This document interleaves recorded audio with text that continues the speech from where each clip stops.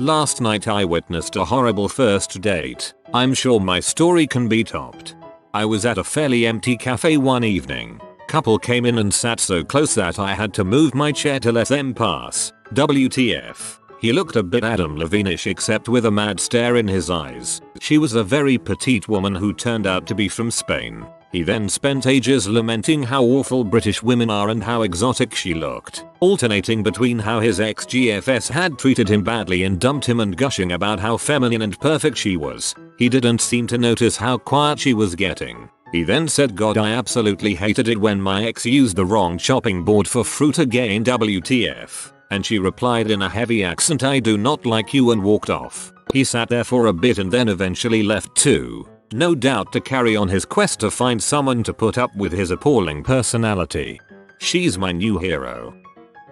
I had a very awkward date a few years back. I ran into an old high school friend I hadn't seen in years. We sit down and chit chat a bit and he asks me out. He seems like a very cool guy and I said sure. He takes me out to the Sonic drive-thru. No big deal. I like their shakes and burgers. He asks me what I want and orders nothing but what I asked for, which struck me odd. I thought we would stay parked but we ended up eating as he drove us around, which was awkward. I offered some of my burger to him and he finished it off for me. I felt a little bad, guess he didn't have much money. I would have gladly paid for my own way. Then the conversation turned to fricking. Out of the blue he asks me, "So when do you think it's appropriate for someone to start fricking after dating?" I said, "Well, I'm an absolute prude." I thought he was just messing around but he was actually quite serious. He kept pushing it. Then all of a sudden at a red light he leans in, grabs the back of my head, and kisses me. He slammed his slobbering tongue in my mouth and starts swirling it around. His hot breath smelled of burgers. I pulled away and asked to be taken home.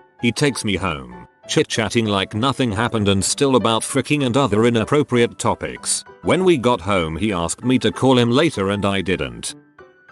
I went on a date with a phone sex operator. Yes, you heard me right. It was senior year of high school and one of my friends at the time was starting to get into online dating. Naturally, as a teenager I was intrigued by the idea of meeting a woman online and possibly having physical relations with her. My friend had met this girl who was pretty cute and told me she had a friend who was also looking. Jackpot. I asked him to hook me up and the girl instantly agreed. We had a group date for the end of the week. But as the days went on I realized I had no idea who this girl was or what she looked like. My friend told me she had a steamy voice and was a phone sex operator, but I didn't even know how old she was or anything. So I asked my friend a couple questions. "How old is she?" 24. He says, "That's a little old. I was only 17 at the time." "What does she look like?" "She's a little chubby but she's not too bad." "You want to talk to her?" "Well, yeah, that'd be good." Calls her up and I talk to her. Hottest voice ever. Everything seems cool and I wait until Saturday. Saturday comes and my friend comes with me and gets me to go pick up the girls. First his girlfriend, who is, like I said, pretty good looking. A little chubby but cute in the face and her figure is well proportioned. Then we go pick up my date. Holy Jabba the Hutt. This girl was large, definitely over 400 pounds. My friend said she was light enough to sit in my lap. I see now he meant that figuratively. She was very unattractive, which sounds mean to say but she was. Her hair was very frizzy and unmanaged. Her clothes were very tight fitting and too revealing and she smelled terrible. Not BO, but just way too much perfume. It choked you as she approached. Well, she gets in the car and we head off. Now, where do you think we're going? To see a movie? Go to lunch? Walk on the beach? Perhaps? We go to Walmart. This is my date's idea of a good time, I guess. Well, that's kind of lame but I say nothing. I hope this might be interesting. Well, it was, but not in the way I'd been hoping. Turns out we were going to Walmart because she needed to get some things. Jewelry, feminine hygiene products, a couple DVDs, that sort of thing. Oh, and we weren't paying for this stuff, I guess. Yes, that's right. My date brought us to Walmart to fricking shoplift, and they were all three of them doing this. By this point I am completely checked out. We go back to the car and start heading back. She says now she needs to go to Target and then they can head back to her place for some fun. Nope, I'm out. I tell her I need to get home to help make dinner. She says they can all come drop me off at my house. I say the park is fine. So they take me to the park and drop me off and I freaking run home. I never spoke to that friend again. TLDR. Went shoplifting for a first date with fat phone SX operator. Whoa. Talk about how Jabba started his criminal empire, one Walmart at a time.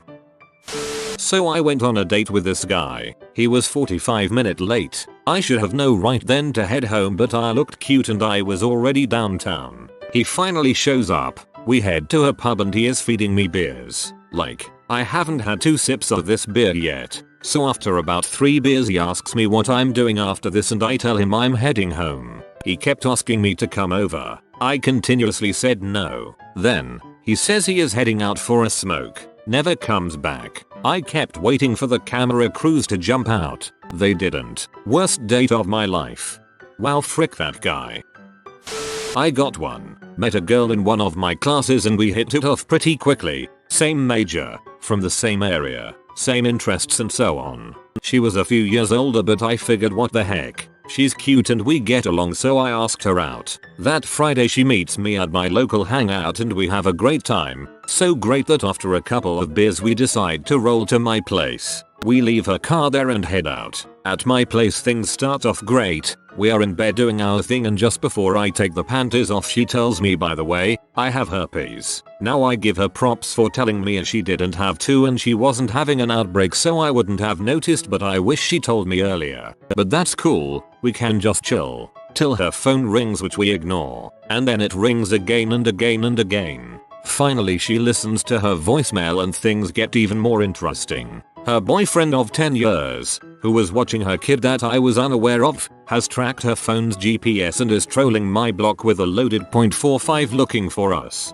Fortunately I parked in the garage and her car was at the bar so he never found out which house I was in and gave up. So now it's time for some answers. She tells me she really likes me and wants to leave her boyfriend for me. She also tells me he owns the house so her and her daughter are going to need a place to stay. And she doesn't work. I explain to her that this is not what I'm looking for and after a bit she seems to accept it. I take her to her car and drop her off. Crisis averted, right? Number. For the next 3 days I receive walls of texts about how perfect we are for each other and how great things would be if I allow it. How good of a role model I could be to her kid. After 3 days it devolves into begging and then into messages about how it can just be about fricking with no emotional ties. And on and on and on. Skip to the morning of our next class together. There is no way in heck I'm going. 5 minutes into the class and my phone starts blowing up. Constantly. Eventually I send her a text and tell her I am sick and would like to get some rest. Could she please stop calling texting? Within 20 minutes my doorbell rings and I have absolutely no intention of answering it. After a few rings there is tapping on my window. Frick all that noise. Eventually she leaves and sends me a text letting me know there is chicken soup from Fresh and Easy on my doorstep along with some cold medicine. Holy frick. That means she left class and after everything thinking that all was great and I was going to let her in. It was weeks before the text stopped and I only went back to that class for the final. It was quite the first date. TLDR. First date almost results in herpes and a gunshot wound but ends instead with some delicious chicken soup. I would not have eaten the soup.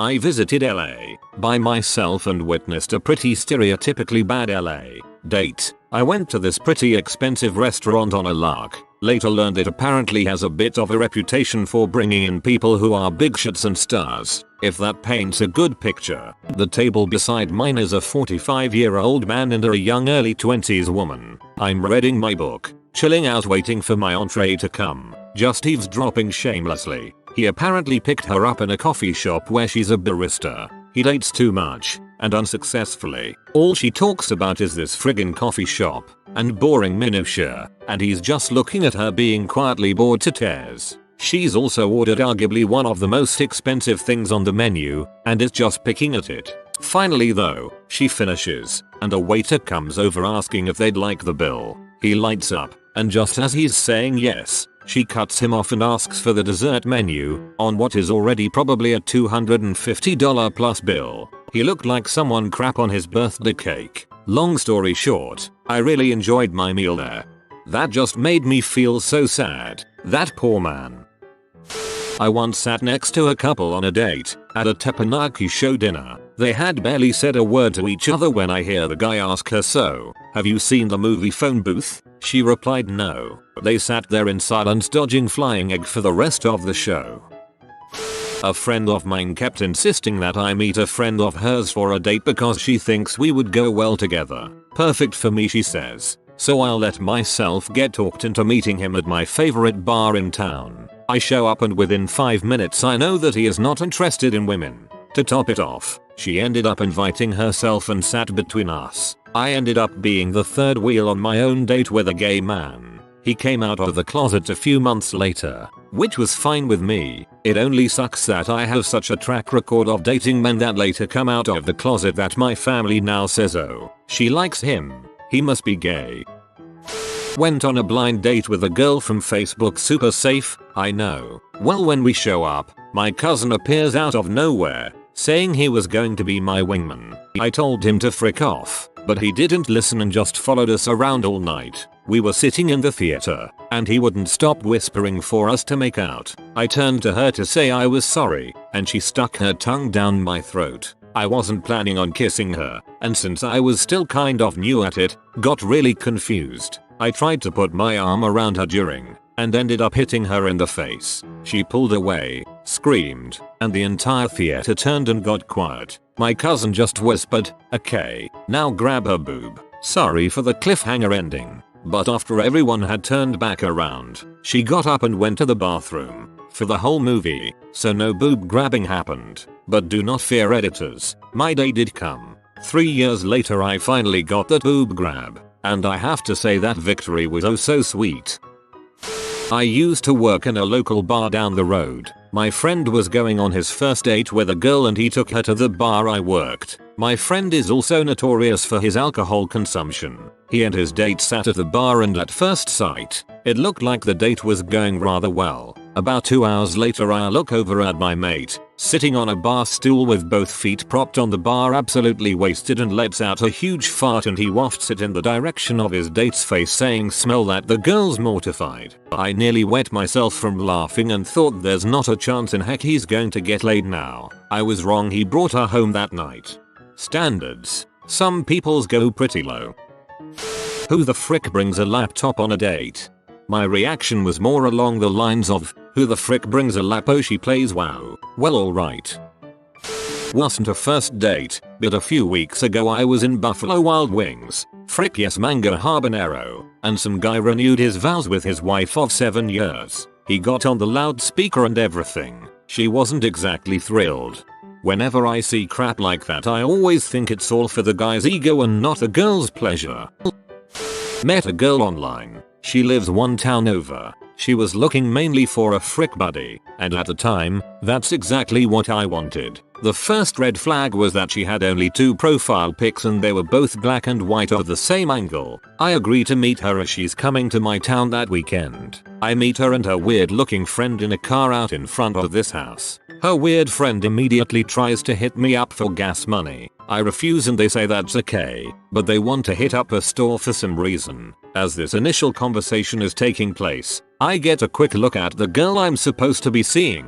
She's a bit thicker than her profile pics would make it seem, but really not too bad. She was smoking when I walked up to the car, and as soon as the first cig was dead, she lit up another one. So she was obviously a chain smoker. Add another demerit. We get to this grocery store and now the girl gets out of the car to where I can see her more fully. It's then that I really notice her outfit. She's wearing a 2 sizes too small Mighty Morphin Power Rangers jacket, brown slacks that my grandpa would have worn in the 80s, and these funky shoes. Okay, now I realize she has no idea how to dress or present herself. She walks with me through the parking lot, and as she gets closer, I start to detect a whiff of some kind of funk. Then it hits me, she has BO, and keep in mind that we're outside, and the wind is blowing, yet I can still smell her funk. It's at this point that I decide I need to abandon ship. As I'm thinking this, she turns directly towards me and it's then that I realize the icing on the cake. She has a lazy eye. I've posted this before, and people with a lazy eye get really PK Keep in mind the context that this girl's qualities were just going downhill at light speed and the eye was just kinda straw on an already broken camel's back. I ended up calling my friend in the bathroom of the grocery store and telling him to call me, informing me that I was late for a made up obligation that I had forgotten about. Weird friend had to leave suddenly, so I drove back smelly girl. On the drive to where she was staying, she told me a story about stabbing another girl in high school. Needless to say, I ran a couple of stop signs on the way to her place. Finally, a story about me. I witnessed a really good one while bartending a few years ago. A guy came in expecting it to be a first date from an online site. It was actually his very pregnant wife, girlfriend, who was sitting at the table. Her friend was sitting at the bar filling me in. I guess the friend came to give her pregnant and newly single friend a ride home after she broke up with the douche. It was beautifully awkward.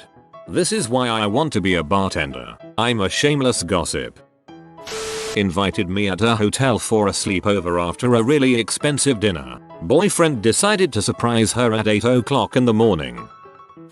I was sitting at a hotel bar having a few drinks before heading up to my room. It was pretty empty. There was a sailor to my left, who I ended up drinking with after the events below, and a couple halfway down the bar to the right. Very beautiful, haughty looking girl, and a reasonably good looking, well dressed fellow. Both probably late 20s, early 30s. At first I thought they were on a terrible first date, but it soon became clear that they were in the tail end of a failed relationship. This was not the stage where things are slowly degrading toward an inevitable breakup. I mean, they should have been broken up last month, but there they were, having a drink together in the smoking wreckage of their relationship. The girl didn't say anything the entire hour or so that I watched them with cringing fascination. Every time the guy spoke, she made a little snort of disgusted annoyance and stared pointedly away from him. I was both disappointed and incredibly relieved when they finally left, and I promised myself that I would never stay with a girl past the point when we were no longer on speaking terms.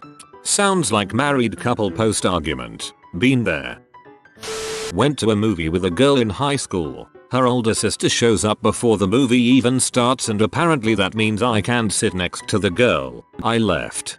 This is the case of her not being allowed to date. The older sister was sent to make sure she was not on a date.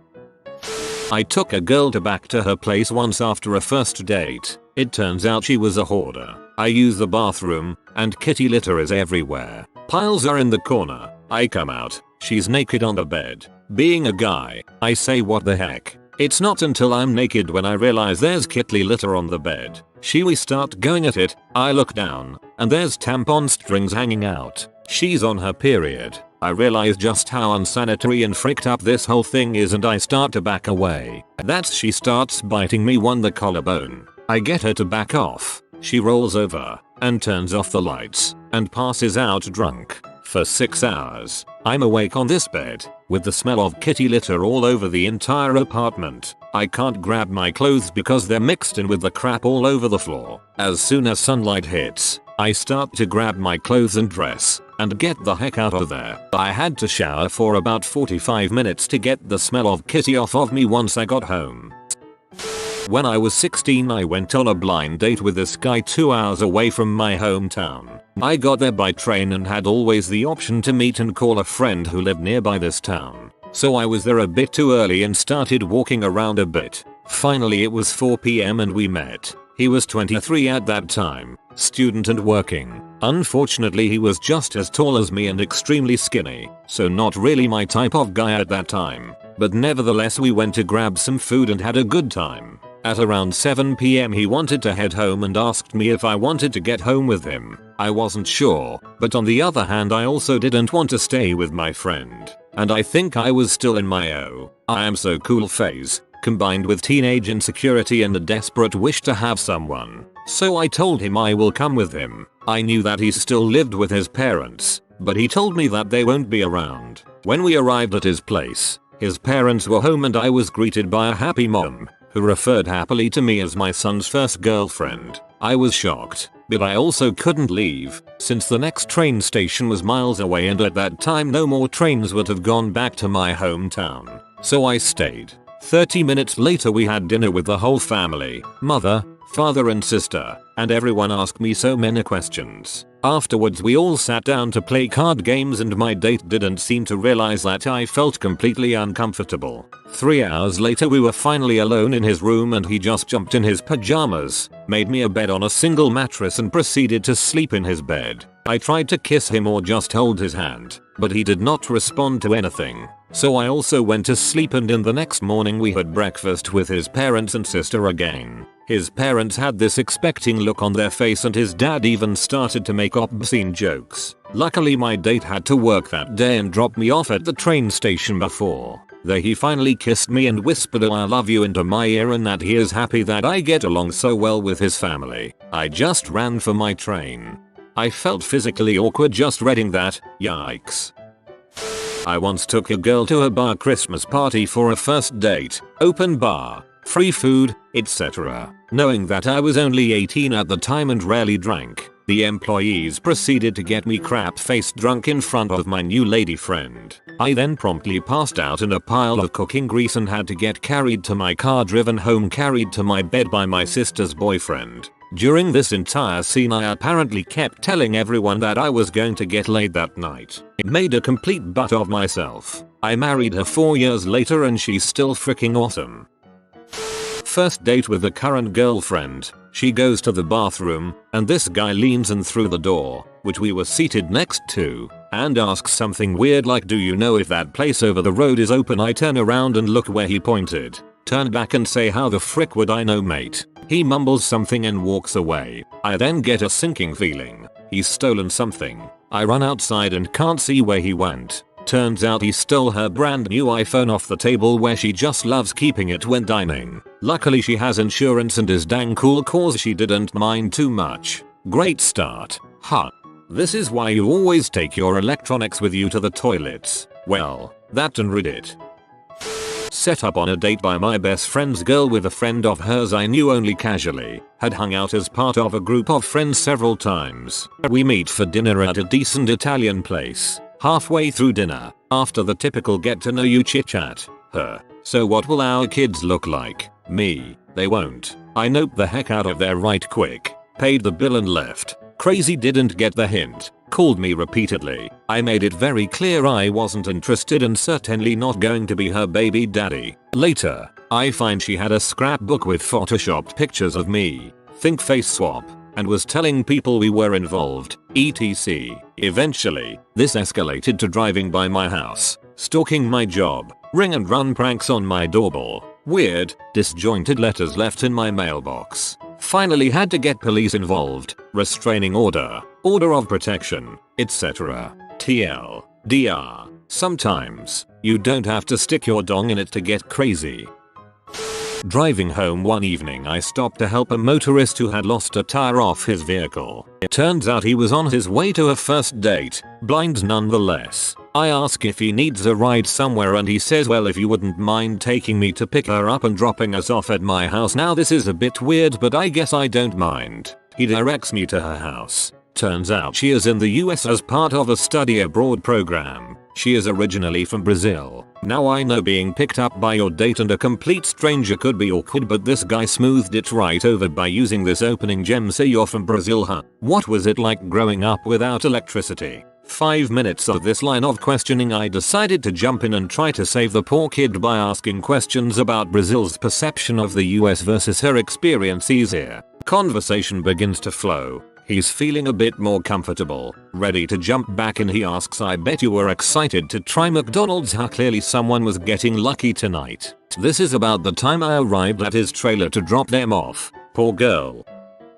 The first date I ever went on was when I was around 12 or 13, early in my dating career, and I didn't understand a lot of the essential rules, like rule number 1, when going on a date, never let her bring her entourage of friends. That was mistake 1. I was a kid with a rather messy face, and no love for those spinny carnival rides. But I was also a kid with a deep need to get his date on, as it were. Hormones won out on this one, much to my eventual demise. My facial inconsistencies, weed, cold sores, came in when one of her friends asked me what was on the corner of my mouth. I said I stabbed myself while eating, and managed to pass that one off pretty well. But the seeds of caution were planted. My date wanted to go on some of the more gastrointestinally disastrous carnival rides, and though logic was virtually throttling my testicles, the Tiny Tim twins won out, and I ended up getting on a ride. Fast forward to getting off the ride when it was over, my hand covered in vomit, and a good deal of her covered in it as well. As we ran off to clean up my stomach's cocktail of hot dogs and funnel cake, my first words to her were, "I guess we aren't going to kiss now." One time I went on a date with a dude I had been into for about a year. We had classes together. He finally agrees. We go to a bar. I proceed to get hammered. Really, embarrassingly so. I essentially poured myself into his car when we wrapped up at the bar. The last thing I said to him as I got out of the car at my place, "Look, I know I'm hammered, but I've been wanting to rest a drink on that end table but for 7 months. Is this happening?" Needless to say, it didn't. You at least had good taste in the dude. He didn't take advantage of an inebriated girl. I met a guy at a bar. He was with a group of people and they all invited me to hang with them. We went back to his apartment and hung out for a few hours. That visit, the place was a little messy, but not too bad. At the end of the evening, he asked me out on a proper date, and I accepted. Date night rolled around and I met him at his place, as agreed. When I walked in, he immediately pointed out that he had cleaned up for me. I oohed and ahed appropriately, then indicated I was ready to go. Halfway out the door, he asked me if I had ever seen the movie 40-Year-Old Virgin. I said I had and he replied, "You know that part where she asks him to blow in the tube to start the car? Yeah, so, can you drive?" Okay, fair enough. We all make mistakes. I drove. We had some wings and beer and then went out to the patio to smoke. He was screwing with his phone throughout dinner, but whatever, who doesn't? A few minutes after sitting down on the patio though, an older black man approached our table and sat down. My date introduced the man as his ex-girlfriend's father and his drug dealer. He proceeded to conduct a deal right there in front of God and everyone. Okay, fine. So I know this is going nowhere, but I am painfully nice, so I agreed to return to his place to watch a movie before heading home. I was having a hard time getting comfortable on the sofa, so I lifted the throw pillow to fluff it, rearrange it. Beneath the pillow I discovered a huge, purple celeb. Now, at this point, there were a number of things he could have said that may, or may not, have been cute, funny or even a little classy. His choice? I like the way it feels on my balls when I jerk off. You probably want to leave now. Huh. Any one of these things wouldn't kill a date for me, but all combined on a first date, it was a little much. Forgot to TLDR. First date had a sobriety check on his car, conducted a drug deal with his ex-girlfriend's father, and forgot to put away his big, purple celeb he used to massage his balls while masturbating. By massage his balls, he really meant shove up my poop chute. Girls, what is your he seemed normal on the first date, but after that things got weird story. NSW. We met at a party. He was very funny and good looking. First date was amazing. We went to dinner, saw a live band, and went stargazing. Next date he becomes extremely pushy about sex and starts to go downhill from there. He tells me he can't wait to get me pregnant. He has fantasies about sucking my breasts while I'm lactating and in overalls. Didn't last much longer than that. Turns out he was starting to use M2. Sucking my breasts while I'm lactating and in overalls. At least he has goals.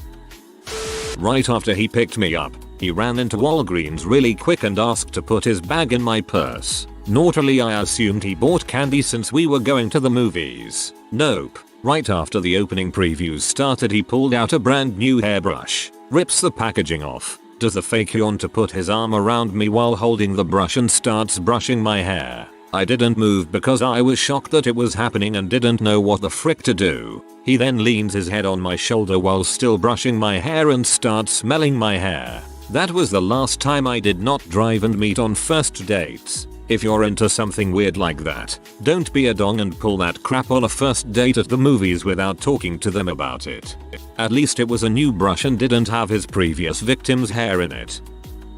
I joined OkCupid right around the time it started and talked to a seemingly nice guy on there for a little over a week before exchanging phone numbers. He had a good job, was attractive and funny, and just seemed like a cool guy all around. The first time we went out, we met at an art museum for a few hours and had great conversation. I left feeling good about it and we both agreed we should see each other again soon. Apparently his definition of soon was literally the next day. I had classes all the next day and didn't really get a chance to look at my phone, but when I did, I had 5 missed calls and at least 20 texts from this dude.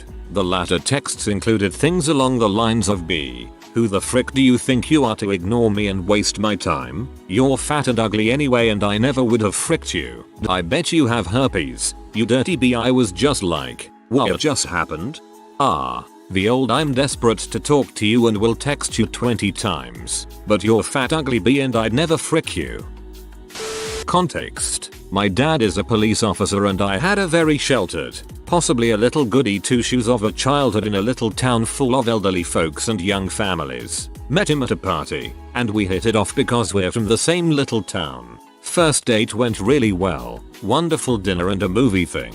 I was really excited to have found someone after a rather long spell of singleness, so I agreed to a second date with no hesitation. After date 2, sushi and drinks, I get in his car for him to take me home and he tells me he lives with his grandmother because his mom has a serious H problem and will disappear for weeks at a time getting high and selling herself for money to feed her addiction. I thought that was already a pretty big bombshell for a second date, but he proceeded to tell me both his brothers were pretty deep into one of the Chicago gangs and had been arrested relating to crimes up to and including murder several times. I sat there for a beat, shocked, and he informed me that he'd told his brothers all about his new girlfriend and they wanted to meet me that weekend. I told him I wasn't comfortable with that and he started screaming at me about being a judgmental B and I promptly fled and blocked him on every platform I could think. Guy begged and whined for sex. I told him he sounded like a 5-year-old and I was going home. Because it wasn't pressuring or pushing like some men do. He was like a 5-year-old wanting to go to the circus at bedtime or something. We were in our 30s. To the guy's credit, I saw him out at an event and was just going to act like I didn't see him. No skin off my back. He didn't offend or hurt me, or even scare me. It was just weird. But he came up to me and apologized for his behavior. Even started off with something like, hey, I'm not going to bother you or anything. I just want to apologize. Followed by a legit apology. What he did was messed up and why. And then he left me alone. Kudos for owning up to it and apologizing when he could have just ignored me as it was a big event and it would have been easy to avoid each other. And it was unlikely we'd see each other again. He went from acting like a kid to acting like a super mature adult. This one is pretty mild but I didn't actually make it through the first date. We were at a coffee shop attached to a bookstore and everything started out pretty well. He was a little quiet, shy or nervous I assumed, but I coaxed some conversation out of him. After drinks, we started wandering around the bookstore, discussing our various interests. He asks me if I like Lord of the Rings. It's the first non-prompted question he'd asked. I say, oh yeah, like it. My favorite movie is the first one. The other two got a bit repetitive with the battles. He's silent for a moment. Lord of the Rings are my favorite movies ever, and the books as well. I read the books too. I reply conversationally. They weren't bad but not my favorites. He's silent again. Lord of the Rings is very important to me. I'm a little confused now. I like them. They're just not my all-time favorite thing. You know? Another long pause. His stare is oddly intense. Lord of the Rings is very important to me, and it's very important to me that you like it too. Well, you know, I say slowly, a bit cautious. We don't have to have exactly matching interests to be compatible. And I do like Lord of the Rings. I'm just not super passionate about it. That strangely cutting stare intensifies. It's really important to me that you like Lord of the Rings. At this point I simply shrugged and resumed browsing. But let me tell you, I wrapped that date up fast and lost his number immediately. Luckily, my lack of intense passion for Lotta was enough of a turn off that he didn't try for a second date. I don't know exactly what kind of bullet I dodged there but I definitely dodged something. After my ex and I hooked up for the first time, he whipped out this Conair hairbrush and went to town on his balls. Apparently he had had it for years, said the bristles were nice and broken in. He said it was the only thing that could really give him a satisfying ball scratch. He would just lay in bed, pulling the skin out like a bat wing or something. I have never encountered another guy to do this, so for me it was pretty weird, but kudos for problem solving on his part. Definitely the Nazi. He seemed like a normal guy, pretty average, pleasant enough, good conversationalist. We both had an interest in distilling and we swung by his place after dinner to check out his absinthe setup. It wasn't one of those please come up and see my etchings sort of things either, it really was just going in to see his setup. As we walked through his trailer to get to the workshop where he made his spirits, I glanced at the pictures on the wall. Every one of them was historical photos of Nazis with himself photoshopped into them. The one I clearly remember was himself pointing out some sort of design element on a model tank or something to Hitler. A guy took me to an amusement park where he ended up flirting with 13-year-olds. Mind you, I was 18, but it was still creepy. Especially since he was 46. Guy took me out for drinks, seemed great, then asked me to move in 2 weeks later, then asked me for money for his phone bill, then bought me an iPad, and then I realized he was a drug dealer. Oops. Reading that was like going on an adventure. I had a couple normal dates with this guy I met on Tinder. The first we went to dinner and just walked around the city a bit and listening to music and rode on a Ferris wheel. The second I went over to his place and cooked us lasagna and we watched Dr. Horrible's sing-along blog. When we were planning the third date, he randomly says he can't make it after all and sends me this. It's just that I forgot that I'm a crap person. I'm an butthole and a liar. I'm boring. I hate literally everybody. I don't give a crap about anything. I don't care what happens to anyone, including myself. I think I'm better than everyone, but also hate myself. Bad person as in defective. Like a malfunctioning car engine is a bad engine. Although he was just out with some friends and one of them was playing a really bad prank. But nope. That was the last I heard from him. This sounds familiar. I've known people who can shift dramatically into a deep depression when good things happen to them. They feel they don't deserve happiness and deliberately sabotage it. They simply hate themselves with such vigor that they truly believe that being happy is a bad thing to be avoided. Granted, that one's pretty dramatic, but it happens. I honestly wish I knew what caused it. He introduced me to his 6-year-old daughter on our second date and noted he was worried she would have to marry a Mexican. No third date. Our daughter marrying Mexicans a big problem over there. I went out on a date with someone I met off POF. He was cute, seemed fairly normal. We met for coffee, went back to my place, yada yada yada. It was a good time. About a week later, a friend of mine in another state posted about how she found a high school classmate of hers on her state's sex offender registry. I decided to see if anyone I knew was on it, or if there were any living near me, so I did a search of my state's registry. Well, 3 guesses who I found on it. He has a common name, but I knew it was him because the picture on the registry was the same one he used on Plenty of Fish. There was no second date. Wait, he used his sex offender registry picture as his profile on POF. This was more than one date, but it was still pretty early in the relationship and is so weird, I thought it was worth sharing. Hope you guys agree. Not my story, but happened to a friend's sister. Friend and I were in college. Sister was mid-20s and getting serious with a new guy. He seemed fantastic and she was starting to think he was the one. After a few months, things started getting serious and he told her there was something important he needed to share. She's thinking he wants to move in or pop the question and getting pretty excited. Goes over to his place on the big night. Barely able to contain her excitement, at which point he shows her his secret room. It was really a walk-in closet, but he had it set up with a huge replica of Smurf Village and liked to play there in his free time. Like all of his free time. More than hanging out with friends or anything. Acting out storylines with his Smurfs and pretending he was one too. It was a big part of his life and he hoped she was as into it as he was. She was not. 50 Shades of Blue.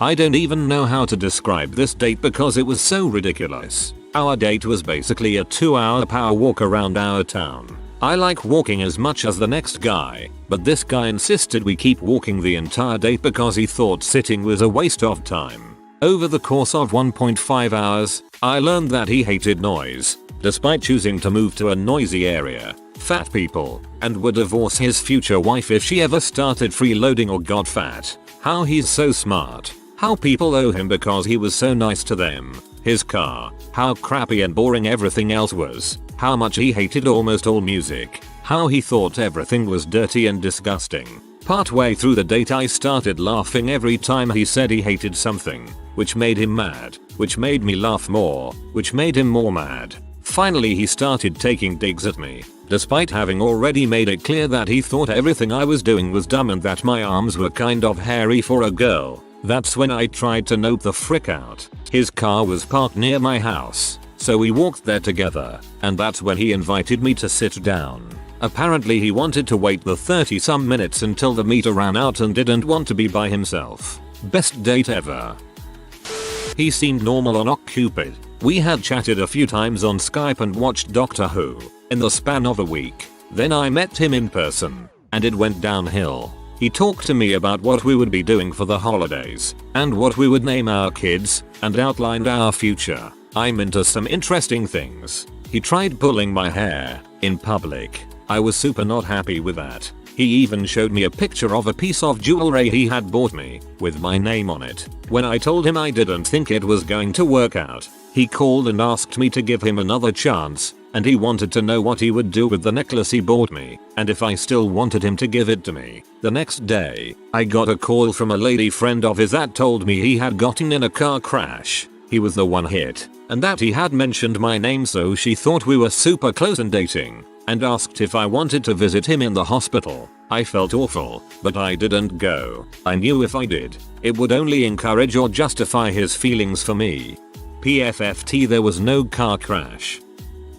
Okay, so I was first introduced to him as my parents' friend's son, and my parents were gushing about how he's such a great church-going guy and will definitely take care of me, and make sure I'll behave while I was alone in LA for college. I was 16 and had no family there. He was 20. We hung out a couple of times. Seems normal. He asked me out and I said yes as a frick you to my parents. First date was okay. He seemed normal, really quiet, shy and awkward, but it was adorable. Second date, he comes off as pretty intense. Told me he attempted suicide just because his ex dumped him. She wasn't cheating or anything. It just didn't work out. Okay, a bit TMI, but still okay. We kissed at the end of the night, and he told me he wanted to put a baby in me. I crap you not. His exact words were, "I want to put a baby in here." Rubs my stomach. Oh heck number. I was pretty creeped out by now, so I was trying to figure out how to dump him gently. I was still 16, so I was still nervous about dumping people. Plus, he was the only person I knew in the US since I just moved. All my friends were still overseas, so I emailed them for help.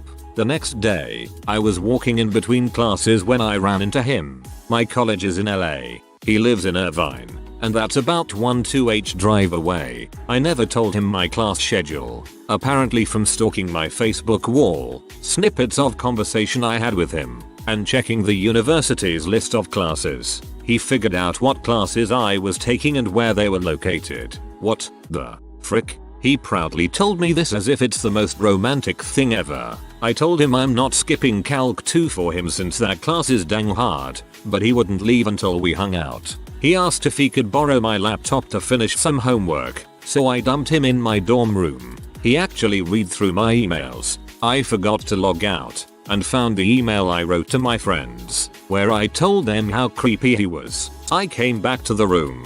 He promptly threatened suicide. I was stuck with him for 3 more months before I finally can't give a frick anymore and dumped him. He did attempt suicide, and sent me pictures of it, as well as a long essay detailing what he did. I wish I can feel guilty, but I really have no fricks left to give. Started talking about marriage and what he expected out of a good wife. I knew him for 2 weeks tops. It wasn't even like a passionate OMG I need to have you kind of thing. He was just methodically and surgically trying to wife me. Went out with a guy who seemed normal. I'm private, so he didn't know where I lived. Social media, nothing but my phone number, which was just a burner as I was living in Paris and needed something cheap to communicate. End of the first date, we start discussing politics and religion. We held different viewpoints but were both calm and rational. It never got heated. Next day he sends me multiple, long paragraph texts saying he didn't like argumentative women, that I was dumb barking CMW who needs to get raped. No man wants a woman who debates him. Legit quote. Flooded my WhatsApp with extremely long paragraphs of that nature. I lean on the detached side so I laughed and blocked him. An hour later he sent me more deranged messages. On Facebook again he didn't have any of my social media info and my FB is under a different name with a random email address. Frick you B, don't ignore me. Fricking CM dumpster W skank blah blah. Slightly alarmed I blocked him. Next day my email, the one I use for friends and family, is flooded with messages by him. My Instagram, not connected with my email or Facebook, and is under random username, was flooded with his comments. Somehow he gets my real US phone number and sends me texts saying he found out where my metro stop was, knew the area my house was in. That freaked me out. Somewhere in there he mentioned how he hates American B, how the last American W put him in jail when he was last in the US studying as an international student. Anyway, I would have went to the police but I was leaving for Portugal the following week, so I just kept him blocked on everything and changed my US number. When I read stories like this it just amazes me how freaking stupid and scary people can be.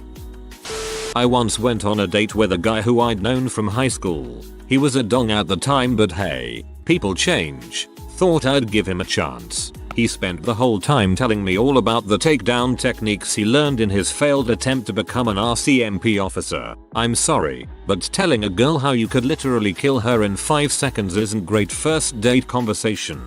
Literally kill her in 5 seconds. Did you reply I wish you would?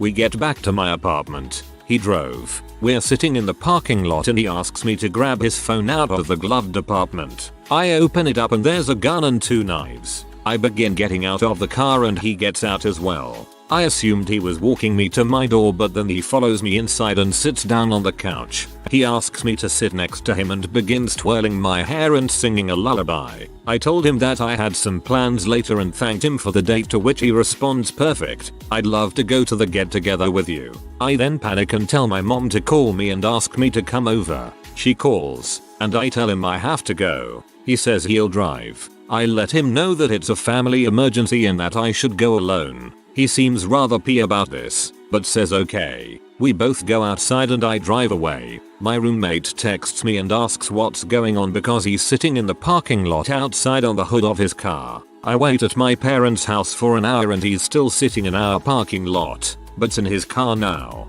I end up spending the night at my parents' house, and he slept in his car waiting for me. I came home the next morning and he is awake and sitting on the hood of his car again, and asks me if I'm ready to get breakfast together. I had met a guy online, and everything seemed to go okay. We chatted and it turned out we had a lot in common. He wasn't a drinker, so we met at Starbucks for coffee. He seemed like a nice guy, friendly, and was definitely up there in second date territory. Suddenly, he asked me if my boobs were real or fake. It was so abrupt. I was more weirded out than anything. I didn't think that was a pertinent question, so I brushed it off. He went off on a 30-minute speech on how fake boobs were a sin on girls and why they were the downfall of the female gender. I wondered how scarred was he by breast implants, and he declared that if we wanted to embark on a relationship, I couldn't lie to him about my breasts, because you know, everyone always makes long-term plans on the first date. I was about to duck out when he reached over to verify that mine were real. When I smacked his hand away, he got super offended and I booked it home. Texts of apology and request for another date came up, but I ignored him. Thank goodness my following online encounter wound up in a more positive note.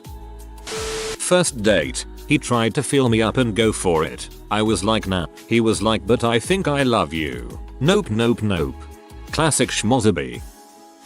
My time has finally come. I casually dated this friend of a friend. They said he had recently broken up with his GF, though they had been in an LDR for a while. I attributed some of his early behavior to that. He seemed nice enough, pretty shy, on our first 2 dates. Said he was a bartender at a pretty hot bar in our city. I found out later he was 2 seconds from getting fired from his dishwashing gig at a Bill Miller's. He said he lived in some studio apartments downtown. He lived with his grandparents. These were all pretty big lies. But my birthday was when things came to a head. He told me he was taking me to a nice place for lunch. He took me to an IHOP. I was disappointed but ate without saying anything. He ate a ludicrous amount of food, then told me he didn't have any money. I was pissed off. But we had taken my car and he said he wanted to make it up to me. I said he could by letting me do what I wanted all day. He said he couldn't go home then and could I please take him with me? I ended up driving to a yarn shop downtown.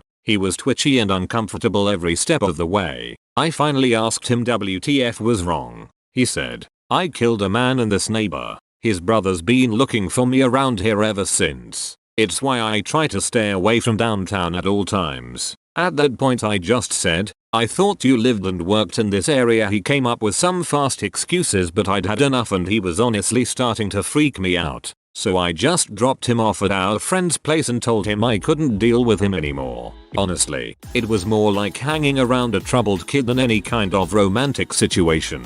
That is far from the only story I have. Okay, he tells you he killed a man and you're calling him out on lying about where he works. Pretty soon after ending a long-term relationship I started getting to know this guy on Tinder. He seemed sweet and our first few dates were actually pretty wonderful. It seemed like he was trying to do the whole rom-com date style snowy walks in town ending in snowball fights and hot cocoa etc. About a month into seeing him I left for Australia where I was contracted to work for 4 months. During that time one of my close friends from high school killed himself. When I told the guy he got upset because I wouldn't Skype him, saying things that, direct quote, I was wallowing too much and that suicide was stupid and only cowards did it. I stopped talking to him for a while. I ended up speaking to him one more time once I was more comfortable with the events that unfolded. He then proceeded to tell me I'd be more attractive if I wore more makeup and changed my naturally curly hair for straight hair, and to wear jeans instead of my normal skirts and dresses. Needless to say I wasn't interested in a relationship with him anymore. He still messages me on Facebook trying to get my sext him. What a scumbag. When I moved into my first walk up in the city, I had a rear bedroom that looked out onto the backs of a bunch of other buildings. I was new to urban living and not as diligent about curtain security as I should have been, and one day glanced out the window as I was getting dressed to see one of my fellow rear-facing neighbors jacking it. I might have squealed and dived for a towel but this dude just cheerfully waves to me and keeps going with the other hand. Because of the frame I couldn't really see his face but I noted what window it was in this ivy covered building and warned my roommate about it. I got better about closing the curtains. Maybe 6 months later I'm sitting in this local bakery, having a coffee and reading Cloud Atlas. A guy very politely excuses himself for interrupting but says he's a huge David Mitchell fan and we end up talking about books over caffeine for a few hours. Literate, polite, easy on the eyes. Asked me out for wine a few days later. First dude in the city that's asked me out sober. This meet cute is already becoming canon in my head. We have our date. It starts well, but he is slamming down the sauce. We had ordered a bottle of wine and by the time I finished my first glass, the bottle was gone and he was partway into another. Maybe first date nerves, but he starts slurring and giggling and I get annoyed. I tell him I have an early meeting and he insists on walking me out. I figure out exactly how drunk he is when he falls down the gosh darn restaurant stairs. I'm trying to help him up and he just keeps saying you're so pretty, so pretty, prettier than I thought. Okay, rude much? I tell him no one wants to hear that, booze makes them more appealing and he gets all apologetic. But that was not what he meant. The first time I saw you in your apartment I thought you were good looking but it's hard to see through the glass. Then I met you in the coffee shop and you're really pretty. What do you mean through the glass? The idiot is still sitting on the sidewalk. By the way, remember? You saw me, and I waved. Oh lord, I just went on a date with my own neighborhood publicly masturbating peeping Tom.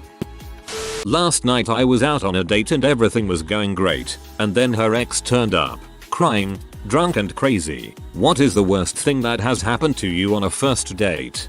Think about it from her perspective. She's on a first date with an old friend from school. Things are going great, you're really hitting it off and you guys even joined a paper airplane throwing contest. How quirky and original is that? The whole time though, that butthole Mike is texting you and calling non-stop. Eventually he shows up and completely ruins your evening and any chance you had of dating this guy who probably thinks you're some crazy emotional loser. That would suck, right? Call or text her saying something like sorry last night ended so weird, still excited to see Batman today or something like that. Yes, do this. I slept with a guy on our first date. He was on top. At first I thought he was sweating. No big deal, I'm a trooper. Then I looked up, after a weird muffled sob, and he was crying. As I stared up into his tear-filled eyes, in horror, he stated, "Oh my god, I'm in love with you." At this point, I stated loudly, "I have to go. My mom is calling." Rolled him off of me, grabbed my stuff, and got dressed while walking out of his house. He called after me, sobbing in the doorway. I turned, halfway down the driveway, still pulling a shirt on over my head. Our signs are compatible. We fit perfectly together, even in the heavens. Even in the heavens, guys. I really need to start dating again. If guys like this are the competition, I might actually have a chance.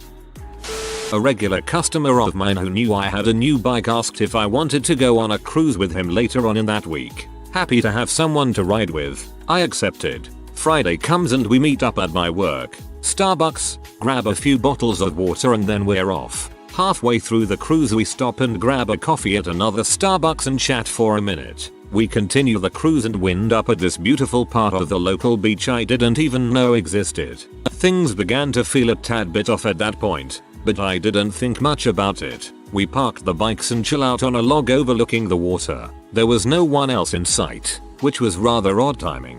He's sitting on my left. There's a long moment of silence. I look over to my right, gazing at the scenery, and I feel a hand on my leg. When I look back to my left, he plants a wet one right on my lips. I stand up and scream out of shock. For some reason, he thought I was gay. Note to self, stop being too nice to customers. Embarrassed, he jumps on his bike and speeds away. It took us an hour to get there, but since I didn't even know what part of the beach I was at, it took 3 hours for me to get back to my car. So I guess what I'm saying is that the worst thing that happened to me on a first date is not knowing that I was on a first date.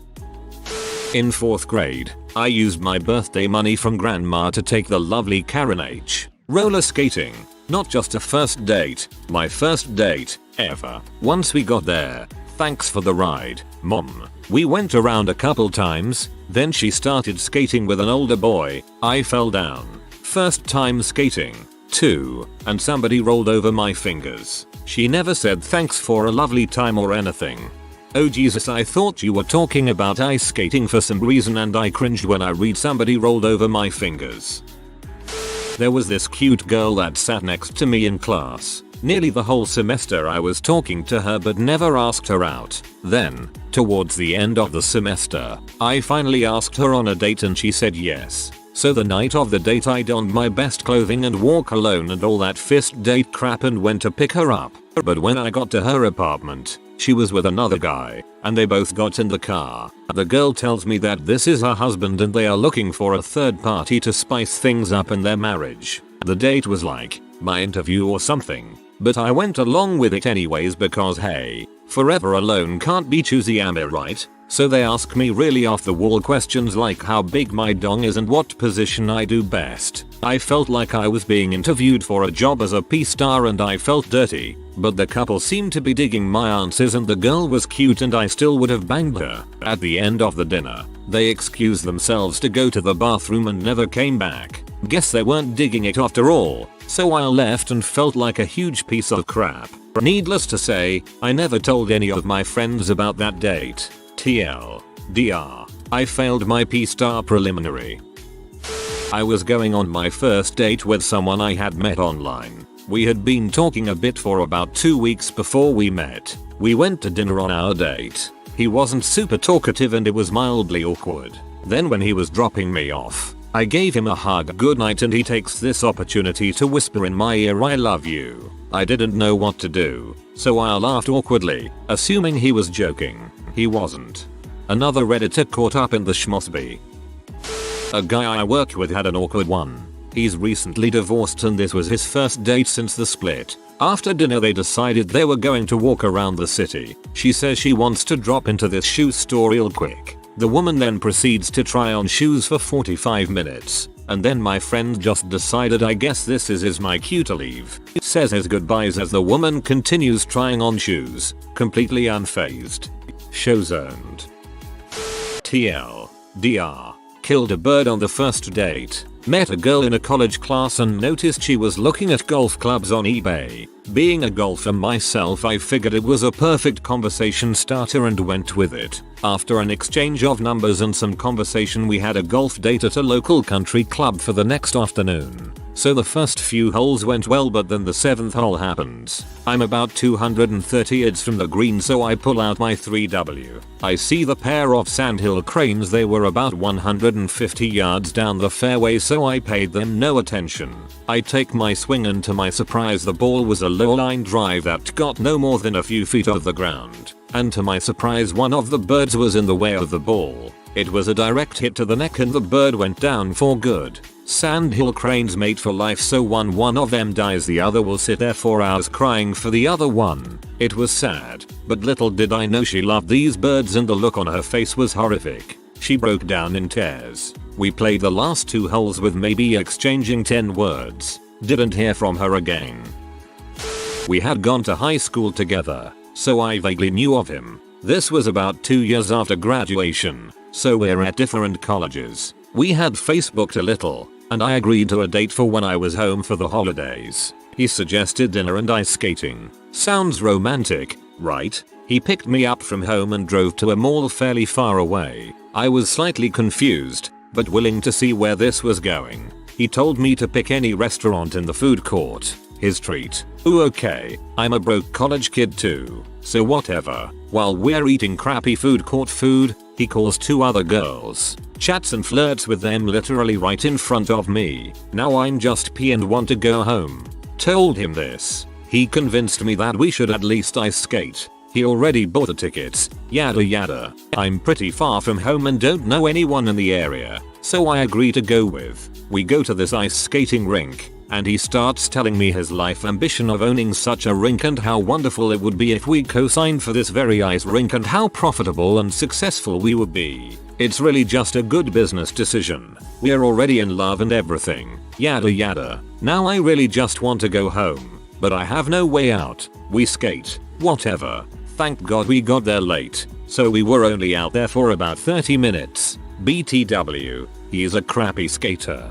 On the drive home, he mentions that his grandfather lives nearby and it's a special day for him. Would I mind if we stopped? At this point, this date can't get any worse, so I say sure, why the frick not? We pull into a cemetery. You read that correctly, a goddamn where the dead people stay cemetery. It's about 11 PM. I'm now terrified out of my mind, frantically texting my parent where I am and what they should do if they don't hear from me soon. He pulls up to a tombstone and asks if I'd like to meet his grandpa. I politely decline. He goes out there and sits for a few minutes. He returns to the car and we drive back to my house. He tried to go in for the kiss, but I was literally saved by the dog. I rush inside and lock the door and tell my now panicked parents the story. Later, when I told him I wasn't interested, he said this verbatim. Fine, you were weird anyway. Cue the jaw drop. Freaking weirdest date I've ever been on. And nobody believes me except my parents. Bravo if you actually read this. TLDR. Guy takes me to a mall for dinner. Tries to convince me to buy an ice skating rink with him. Visits his grandfather. After months of trying to text me late night and me laughing him off with the "yeah, you can buy me dinner first," he offered to take me out for drinks. On a lark, I accepted. I was rebounding off another man and my standards were pretty low. His friend just so happened to be drinking at the same pub we went. They stood at the bar not 10 feet from the table we were sitting at, and every time this guy drained his drink, probably about 5 minutes to empty, he'd go up to the bar and chat with his friends. This was obnoxious enough, but on his third little chat, they were all drunk and started talking about me, my looks, my accent, whether I'd be any good in bed. I was 10 feet away and it was not loud enough to drown out their conversation. He was so distracted bitching about how this American girl was not as easy as he'd thought that he didn't notice me walk by him and out the door. Well, that's why you never set your standards low. But seriously, that guy was a total butthole. Better that you found out then rather than later. It's the secret dickweeds you gotta worry about. My first date was a blind date with some girl my friend said was hot. Turns out she was hot but utterly stupid. All throughout the date all she wanted to talk about is how school is stupid and that it doesn't matter in the real world. She literally said, if school is so important why do people watch P? We then started to get in an argument about P. She told me that since she was my girlfriend now that I couldn't watch P. I told her that she was in no way my girlfriend and I left the restaurant right there.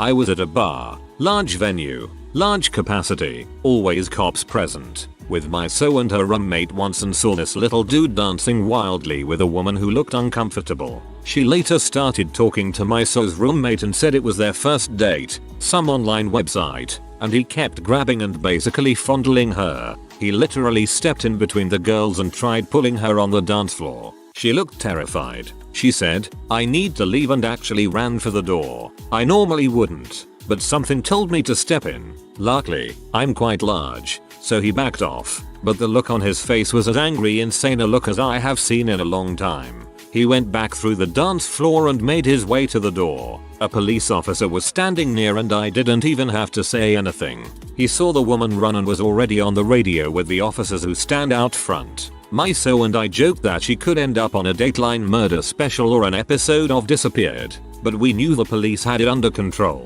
It was serious crap there for a second. I've posted this before but nobody saw it. My worst first date and worst online dating experience. I started talking to a girl on OkCupid. She was pretty, seemed down to earth, liked Skyrim and Game of Thrones, and generally seemed cool. We planned to meet tonight for dinner. I get to the restaurant at around 7. As I'm sitting outside, I hear hey I look and have to do a double take. This is definitely the girl I was talking to, but she was much bigger in real life than her pictures led on. She had a lot of those angle and close-up shots, and not that great looking. She was wearing a Pokemon shirt that was too small on her, and her gut kept falling out. But hey, I wasn't going to back out, so we started talking and went inside. I noticed when we were sitting down that she never closed her mouth, and breathed loudly out of it. She would just stare at me while mouth breathing. It was so weird. When we were choosing appetizers, she claimed that she couldn't eat mozzarella sticks because she self-diagnosed herself with Crohn's disease since cheese made her gassy. Then she started insulting our waitress, a really pretty girl, saying I bet she likes Twilight and Jersey Shore. I'm probably the only girl who likes gaming around here. I'm real. She kept making grunting noises and heavy breathing noises, and at one point she got sauce on her double chin and never wiped it off. When the waitress brought out our dinner, my date went a wild steak appears and the waitress and I just sort of looked at her. It was awkward. Towards the end of the meal, she farted really loud and started crying because she was embarrassed about it. Everyone was looking at us and I just sat there. Tell me you are just making fun of Redditors and this didn't actually happen. Please. I've been that girl before. I once had an ex who refused to accept our breakup. He saw me at a bar with some other guy and tried to tell my date he was still my boyfriend. I tried to explain that we were broken up, but the date was pretty much ruined once my ex showed up, sloppy drunk and screaming about how I was cheating on him in front of his face. There's not much you can do to really salvage a date under those circumstances, so don't feel bad. I took a girl I just met out once and her ex-boyfriend tried to get me arrested. I met a nice girl, said she was new in town. After talking for a few days over IM and email I offered to take her out to a movie. We hang out and chat for a while before. Nothing odd. About halfway through the movie, my phone starts going off. Vibrate. I check the number. Don't recognize it, so I ignore it. It doesn't stop going off for 10 solid minutes, so I excuse myself to take the call, thinking it must be important. Hello. Give the phone to Erica mother. Excuse me? Who are you? I'm Jesus freaking Christ and I will end your crap if you don't give her the phone. Seriously? Who are you? Bunch of loud cursing that I don't remember. So I decided then to see if this girl knew who the heck was on the phone. I go back and get her from the theater. I hand her the phone and she gets really quiet and takes a few steps away, just looking at the floor and saying MHMM, MHMM. After a few minutes, she hangs up and tells me she has to go. I'm actually pretty amused by the whole thing. Say goodbye and finish the movie. The next day I get an email with an apology and the request to go out again. She explains that it was her ex-boyfriend from a few states away and that he didn't take the breakup and move well. And I guess he went through all her email, got my number and found out we were seeing a movie together. He called all the theaters in the area and gave them my description from pictures he found online of me. He told them I had a gun. Either he didn't call the one we were at, or they didn't take him seriously. I replied to her saying that I don't know if we can go out again. If this guy is going to do stuff like this, I mean, she needs to either make him back off, or call the cops. I get a reply email, not from her, but from him. He was intercepting her email. Basically the same back off. She's mine balls. So I called her, told her she needs to get this guy out of her life if she wants to date people. She didn't think it was that bad, so I told her that I wasn't comfortable going out again. TLDR. Crazy ex-boyfriend tried to break up a date by telling theater staff I had a gun. Sounds like she's dumb for not changing her email password. The only time I went on a date with a girl I met on the internet was a fantastic failure, as I imagine in most cases. When I saw her in person, she wasn't as attractive as her pics let on. No biggie, she was still cute and I hope I am not that shallow. However, first thing I disliked is she wanted to sit in the front freaking row of the movie theater. Still, I decided, people have dealt with much worse. But then it got absolutely fantastic. A friend of hers shows up, and these two are pointing, laughing, and screaming their heads off and calling random characters gay and whatnot. At this point I had decided my time had come, excused myself to the bathroom, and went home to play some Counter-Strike. I only point this out because I've seen it several times. Chic is a French word, pronounced chic, that roughly translates to fashionable. When referring to a young woman, the word you want is chick. I had something similar happen but not quite as drastic. My girlfriend and I, this was our first date so not yet official, were at dinner doing the whole get to know you conversation and my phone won't stop vibrating. I ignore it because I'm a gentleman but I can even hear her phone vibrating the entire time. When we are walking to the car I check my phone and see no less than 15 texts from guys that I had met throughout college all saying dude are you on a date with GF's name. I'm thoroughly confused and ask her if she received any strange text. She says that her ex had been texting her along with his fraternity brothers. Turns out she used to date a guy in a fraternity that I hung out with sometimes and this royally peed those guys off. For some reason. The kicker, the ex that had been texting her was in fricking Germany. We live in Georgia, the state. So TLDR. Don't hold it against the girl, she obviously bailed on crazy so she might have some pretty sound judgment. Just let her bring it up if she wants to but don't pry. First date I ever went on was when I got my first kiss. After we smooched I looked at her and said, I love you. After that we just stood there for 30 seconds and then I just said goodnight and left in the most awkward way possible. The next day I explained that my response was a heat of the moment kind of deal, and things were fine after that. I was 15 at the time. I still look back on it and think to myself yats 33 what the heck were you thinking? Classic schmosby. I decided to give online dating a try, as I had been pretty busy with work and hadn't had the chance to meet anyone. Started messaging a girl who seemed nice, mid-20s, little chubby but I don't mind that. She suggested stopping by my house when she was in town the next day. Next day arrives, and so does she. All 5 foot nothing, 15ish stone of her. I thought I could just feign niceness for a few hours, but after she confessed she was actually only 17 and 3 months pregnant I just made her leave. Didn't think too much of it until an ex of mine texted me to ask what the frick I was playing at. It turns out, this girl had been telling her ultrasound technician, my ex, that we had been dating for a few weeks and how great it was. Never used online dating again. For those who don't know, 15 stone is 210 pounds.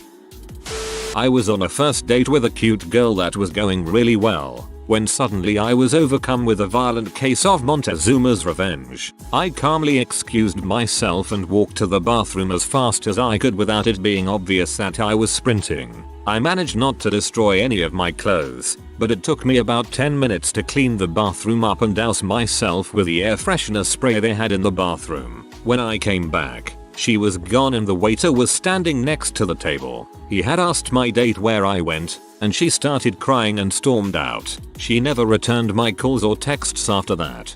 Upvote for Montezuma's revenge.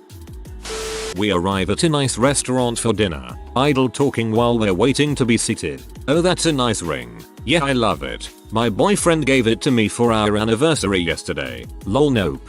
What a bee. I was on a first date with a guy who sharted. He did manage to tell me what had happened, and we handled it effectively. Other dates followed, though the relationship didn't work out. Bonus story, I fainted on my first date with my husband, and I hadn't showed before the date, after a 5-mile run. Your hubby must be a stud muffin. Ladder killer right there, knocking him out. I went on a first date with a guy and after seeing a movie he told me he really wanted to Walmart. So we drove over there and before we got out of the car he asked me if I wanted to make it official. Even though I said no, we still ended up going into Walmart together and I watched him shop for DVDs.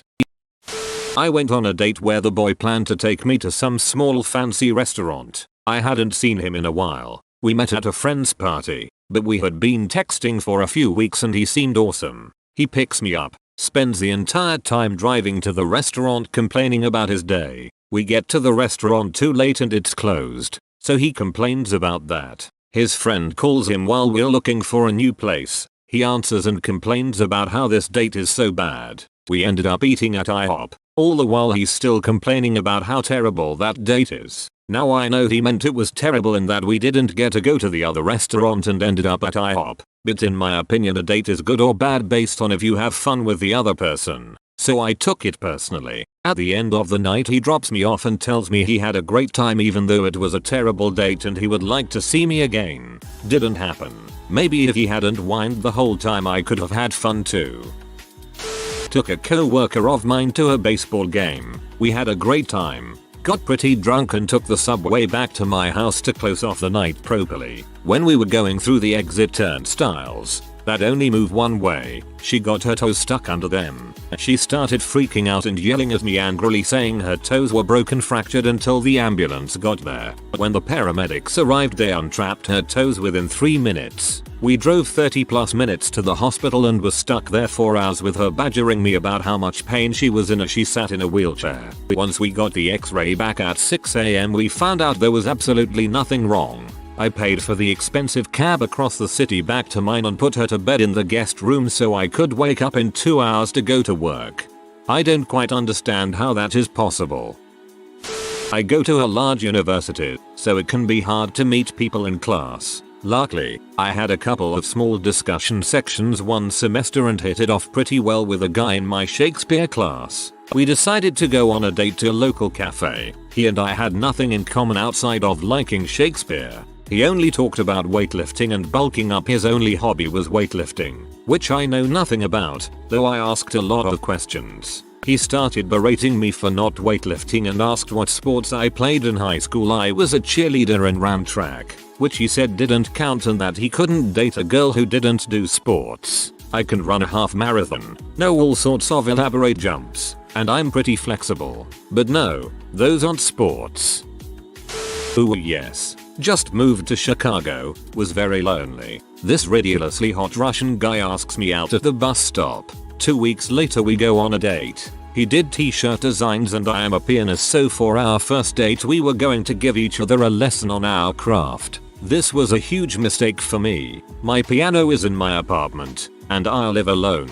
And I don't know this guy, but I'm young and dumb. He is incredibly hot, so I'll let him in. I should have run then. Fast forward. The boy starts going through my things. He chokes my cat, knocks my closet door off of the track. Now I'm scared and I need to get him out of my apartment in the smoothest way possible. We leave and go have Thai food. Why I was still putting up with this, I cannot tell you. He sits on the same side of the booth with me and burps, with purpose, in my ear. He also conveniently didn't have any money and I had to buy his dinner. Oh, and he let me know he has a restraining order on him from some girl he went out with right before me. As we left and started walking down the street, he flicked a penny at a homeless person, made fun of the sculptures on the street, and screamed at a lady's poodle walking down the street. It was then I took off running away from him. I ran back home, hoping he couldn't remember where I lived. He did. Someone hours later let him into my apartment building. I get a knock on my door. I look out the peephole. It's him. Holy frick. I'm about to call the police, but he runs away when I threaten him with it. Yeah, he blew up my phone for 2 weeks after that. Thought I was gonna have to move or kill his butt. I've had guns pulled out for cleaning on 2 first dates and 2 first meet the parents. 4 times in 8 years. It's always awkward. She bitched about every other girl that walked into the restaurant we were in, and then the bar afterwards. She also told me about her inability of what dress she wanted to buy when shopping the week before. For 20 minutes. She also told me everyone she had ever gone out with and why she had split up with them. I cut the date short by saying I was tired, put her in a cab, deleted her number and went and got drunk with my friends. I just got back from a first date where my date tried to tip the parking valet with a Daryl. Reddit. Have you ever had someone do weird crap on a first date? She invited me to her place where she began smashing mirrors with a ball peen hammer for some crafty therapeutic mosaic she was working on. After a call and argument with the downstairs neighbors, the cops arrived. One cop took me aside and said, "We get calls about this lady all the time. You may want to reconsider hanging out with her."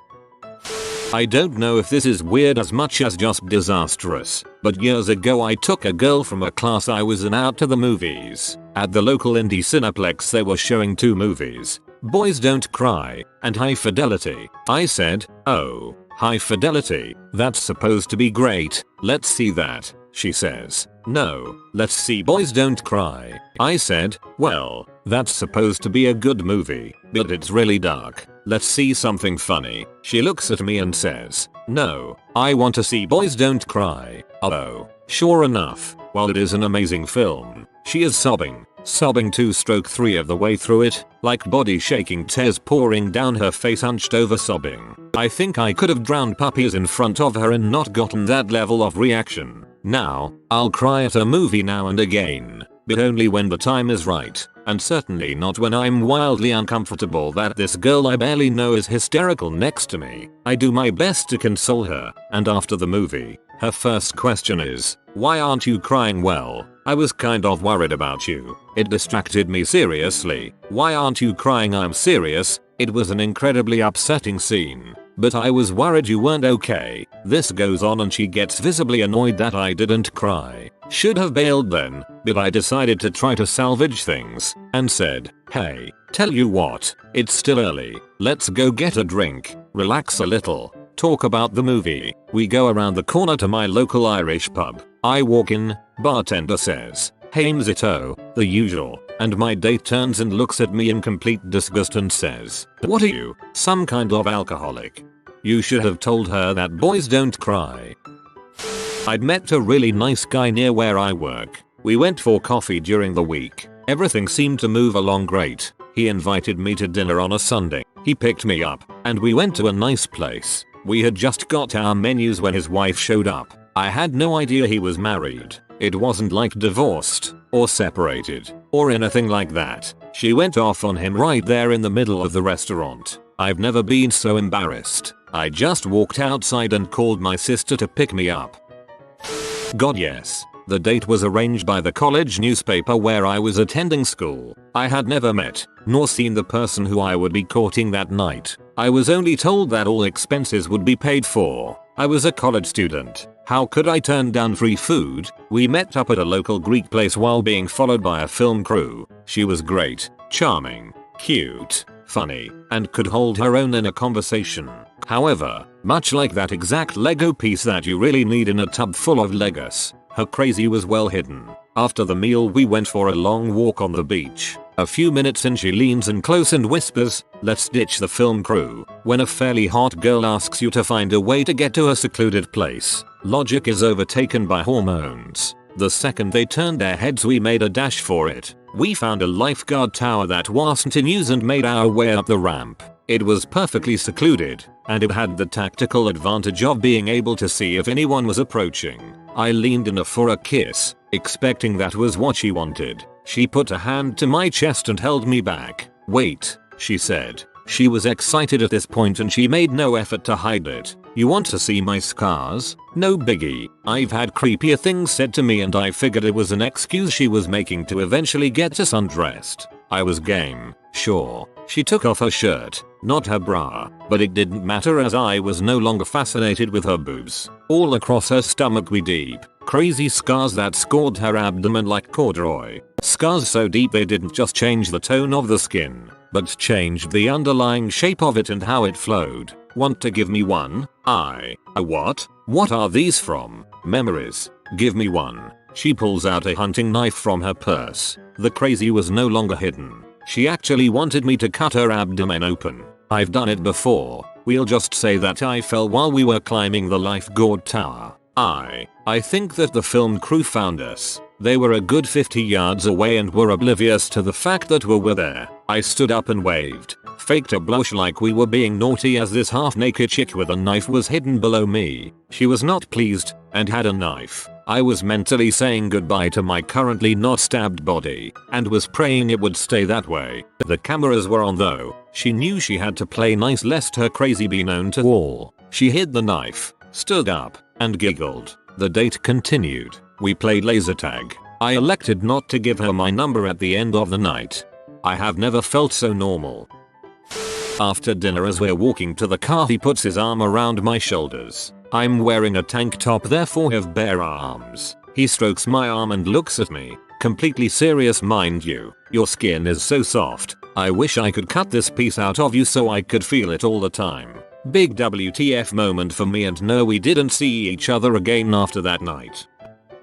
Not even the first date. I was at a party and started talking to a friend's attractive co-worker. Everything was going fine, but it got a bit weird when she said if we're gonna be friends, you're gonna have to buy me some jewelry. She seemed to have a really dry sense of humor, so I didn't even consider that she might be serious. I laughed and played along by asking what she wanted, but then she started talking about the specific piece of jewelry she wanted. Somewhere during her detailed description I started to realize that she was being dead serious. Then she told me the price. I excused myself, confirmed it later with my friend. She's batshit.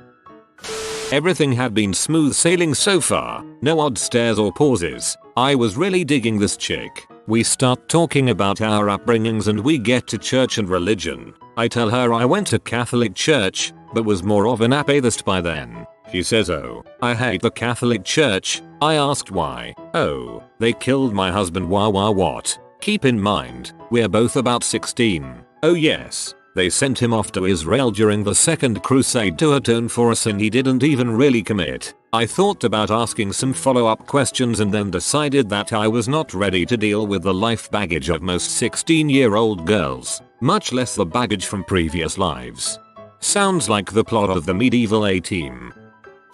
I have 3. 1. On my first date ever, I pulled the chair out for her. She didn't see and fell to the ground. You know those times where you aren't supposed to laugh? Turns out that was one of those times. 2. I met a woman at a restaurant on a blind date. We ordered and she turned to me and said, "So when are you going to propose?" My answer of, "Well, this is our first date, so I haven't thought further than dinner," upset her. So she left. 10 minutes later she came back and said, "Well, you upset me, but you can still buy me dinner." Again my answer upset her. "I can. I won't." 3. I went to pick up a girl for our first date and she was dressed in a stormtrooper outfit. It was not Halloween, nor was it some sort of event that one would expect to dress in costume. We went to Red Robin. The funniest part of that story is that I showed up to a date where a woman was wearing a stormtrooper outfit and said, "Hey, what the heck?" I went out once with one of my customers while I was working in a video store. The date started out really nice. He actually made a picnic and we went to a nearby park and set it up. The conversation flowed well, food was good. Then he asked me if I had roommates. I said yes, told him about the dorms, etc. before politely returning the question and asking him if he was living with any roommates. Completely nonchalantly he replied yes. 2. I live with my wife and daughter, and then proceeded to change the subject as if this was just kind of no big deal. I thought he was joking at first, so I sort of sat there dumbstruck until I finally confirmed that he was indeed married with a daughter. When I asked him what was wrong with him, and told him I wasn't interested, he replied by asking me if I'd just please suck his dong. I sort of laughed a little and shook my head before I quickly hightailed it to my car, and I never saw him come into the store again. At least he told you up front. I can't count the number of married guys I've gone out with that were hiding it. I was 17. He was 24 and ex-Marine. Set up through mutual acquaintances and was assured that he was a nice guy but kind of quiet. BTW, this was my first actual date, so I didn't have a sense until later how fricked up it actually was. I should have had a clue when we were talking on the phone and he casually revealed that he lets his dog hump his leg to completion because it's just easier than trying to stop him, and that it's hard for him to remember things, so his room, in his grandmother's house, is covered in post-it notes with reminders, rolled up in his grandmother's Lincoln with dish towels on the seats. I started to remove them, but he insisted that they stay on because his dog rides in the car and his grandmother doesn't like the hair on the seats. So I sit on the dog hair dish towels as we go to the movie theater. He offered me a stick of fruit stripe gum strangely packaged in only clear plastic, and it crumbled instantly in my mouth to many small non-adherent bits as he explained he had gotten the gum years ago in a cereal box and was saving it for someone special. Then when I opened my car door, instead of waiting for him to do it, he got very angry and said I was too independent. On the way home he talked about his Ukrainian decorated egg collection and presented me with 1, a hand-painted wooden egg, and 2, a 12k gold angel pendant that he got for doing a cancer marathon for charity. He had apparently been saving these gifts, presented to me in a crumpled brown paper lunch bag, for the right girl. I tried hard to refuse to take them, but he was getting upset, so I had him drop me off a few blocks from where I actually lived and never spoke to him again. I have to. We were 23. He was hot, tall, ripped, not very smart, but heck, I was frisky. Our first date consisted of no conversation at dinner, not one word, other than food orders. I gave up talking and decided to enjoy the meal, figuring this was over before it started. We finished and then we go outside to the beach. I start to say bye when he suddenly pulls me to him and starts kissing me. Then he pushes me away and starts sobbing, like gasping, gulping sobs that echoed around the beach. He kneels in the sand and I get down by him pretty concerned, thinking that maybe someone died or something traumatic had happened. Then he starts talking. His previous GF of 2 whole weeks had decided to see other people. His crying got louder and he started pounding the sand with his fists. I tried to calm him down at least, and shut him up, and ended up playing counselor for a few hours. He called me every night for a week after that and wouldn't talk, just cry. The second was recent. First meeting was awesome. Hit it off great, so we moved to the first actual date. Conversation is flowing. Good times are had. It's late and he drops me off. He moves in for the kiss and suddenly becomes insanely aggressive. He pushes me up against the door and starts gnawing on my lip, biting insanely hard. I try to push him away, but he seems to think I like it and keeps saying one more. He goes in again and bites me so hard I hit him in the chest. He just smiles at me and I go inside without really saying anything. In the bathroom I discover that he bit through my lip. Blood is actually dripping from the corner of my mouth and my entire bottom lip is swollen, looking like hamburger. I told him a thanks but no thanks that weekend, feeling completely weirded out about the tooth marks in my lip. He goes on to tell me that I liked it. No, I didn't. As a guy, I have to say, guys freaking terrify me. If I was female I would know so much kung fu. Blind date. She kept murmuring encouragement to herself. This is going okay. See, you can do this. Okay, everything is still fine. Sounds to me like she was just really shy and had her therapist tell her to remember above and say them to herself. Then missed the fact that she was supposed to say said things to herself in her head. Equals P. Yes, my wife of 21 years got pregnant on our first date. More like one shot one baby. I got hooked up by a friend with a chick who seemed decent, until I realized she was illiterate and her kid came out of nowhere and started calling me daddy. She then told me she was a vampire princess, but she was serious. Also driving her around she started having road rage while a passenger, while far away from any traffic. I went back to see her again, and apparently the family at her house flipped out thinking I was Child Protective Services trying to take her kid away. It was awkward. You went on a date with a gigolo. Wouldn't be surprised to find me in here. I smelt a hideous smell. She also smelt it. I looked around in a clockwise circle trying to pinpoint the smell and I ended up looking straight at her. She instantly yelled, well, it obviously wasn't me, to which my stupidly fast thinking brain goes, obviously? Don't you fart? No, I don't. I started laughing. Everyone farts. Well, I don't. Out in public I save them until I get home. I'm in hysterics at this point while the girl is furious. The date didn't last much longer and I went home, but she told all her friends, who were friends with mine, that we tried to have sex, but because my penis was too small we didn't bother. Nah, she's just saying that cause she was embarrassed about crying from the pain when I put it in her. I went on a date with a guy who took me to the movies, and then back to his parents' house. After the movie he barely talked to me, other than to show me his room of instruments and show me how he could play the SpongeBob SquarePants theme on a penny whistle. After he dropped me back off at my house, he sent me a ton of messages about how he was sexually frustrated and wished he would have sucked on my face instead of the popsicle he had to bite to relieve all of his pent-up sexual desires. You stay class, high school guys.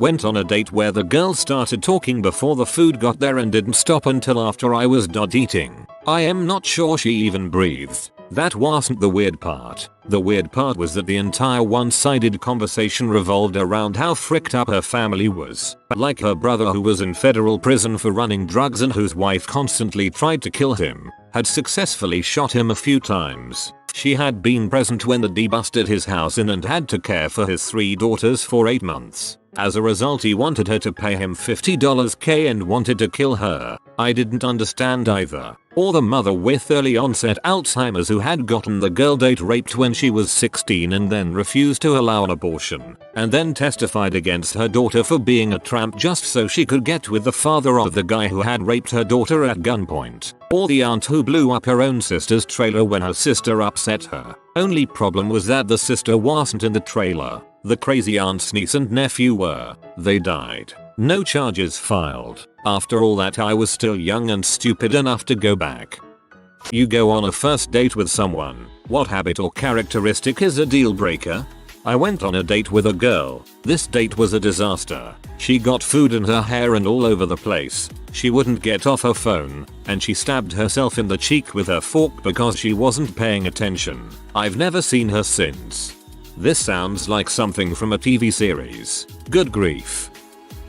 Here is a great story. First date in college. I drive a truck and live in a city, so spots are tight. This spot is particularly tight. So I say, this is a tight spot, so watch your door when you open it. Girl, are you telling me how to open my door? Doesn't pay basic attention and slams the door into the other car. OMG. She's such an idiot. I absolutely hate people like that, when they're sassy for no reason and proceed to do what you explicitly said not to do. Repeatedly interrupting me when I'm talking, especially when I'm answering a question they asked. It tells me they're not actually engaged in what I'm saying. I know a girl who asks every guy she goes on a date with what his credit score is. She wants to make sure they're financially stable. Also, she's 23 and doesn't know how to pump gas. Self-deprecating to the point where everything needs to be somehow connected in a negative way back to yourself. Like literally everything. While chatting it's even more obvious. Sad faces all the time. I'm dumb. I don't deserve what I've achieved, etc. Capital O. How about when I was invited out with a guy I met online to a nearby sushi place? We'd texted and chatted for about a week till I finally felt comfortable meeting him. Date picked me up. The conversation on the drive there was great. Seemed like we were connecting. However, while at the restaurant, he proceeded to order about $100 worth of sushi, while I ordered maybe a roll and some appetizers. My total would have been about $30 at most. I tried to engage him, but quickly realized the conversation was lacking. Because he was busy, he proceeded to text on his phone the entire time at dinner, ignored me and took pics of his food, posted that the place we were at was amazing. P. ate everything in front of him. Okay, gotcha. At this point, I knew what was going on, and when the bill came, he was still on his phone, posting, texting, laughing at the response to his posts. He ignored the waiter, plus the bill. The waiter politely left it on the table. I looked at my date, then the waiter.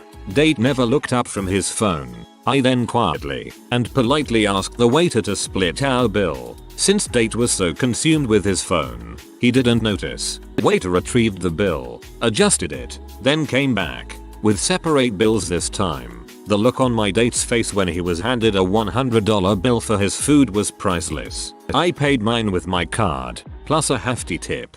Date asked me up, oh crap, I forgot my wallet. Can you spot me? I just pretended I was on my phone and left him there, and walked out the door. I'd already ordered an Uber at this point, since he drove us there. And yes, don't worry, the waiter got a massive tip about the amount of my bill. It wasn't his fault that the date was in a shat. I just pretended I was on my phone and left him there, and walked out the door. What a power move. If they are hard to talk to, might not make them a bad person. But obviously there is no chemistry if all I get are one-word answers where they also don't reciprocate questions. So your teacher right? Yep. Well that's cool. What grade? Second. Or what a great age. That's like the perfect time cause kids still kind of like school. Check please. I still get this with my girlfriend sometimes. I think some people can just be natural listeners. Obviously it won't be received very well on the first date. Being a know-it-all, I had lunch with someone who called the table salt sodium chloride and used the bread as a way to tell me everything he knew about complex carbohydrates, some of which wasn't even correct, and their connections to evolutionary theory just felt like he was compensating for something. Getting so drunk on the first date that you can't figure out Uber and I have to drive you home. No, you can't stay on my couch, I don't know you. I did this once. That relationship ended up lasting 2 years though. Was going to just be a hookup. My first time doing that, so I got drunk to not be nervous. Got too drunk. He took me back to his house and out me in pajamas and fed me pizza and held my hair while I puked. I thought he would never want to see me again, but he was cool about it. On their phone the whole time. If you can't disconnect for an hour or so to engage with me then it's not going to work. They talk over me and spend the conversation giving me unsolicited advice about how to live my life. The amount of guys who think negging is a good flirting technique is ridiculous. Contrary to what you read on WikiHow, insulting a girl doesn't make her want to impress you, it just makes her realize you're dong. One guy I matched with on Tinder asked me for my Snapchat and when I gave it to him he said, "Oh I don't want it, I'm not attracted, wouldn't want to go on a date or anything disgusting like that." He was trying to flirt but it was an instant turn off. I'm not here to be insulted or put down and being rude isn't cute.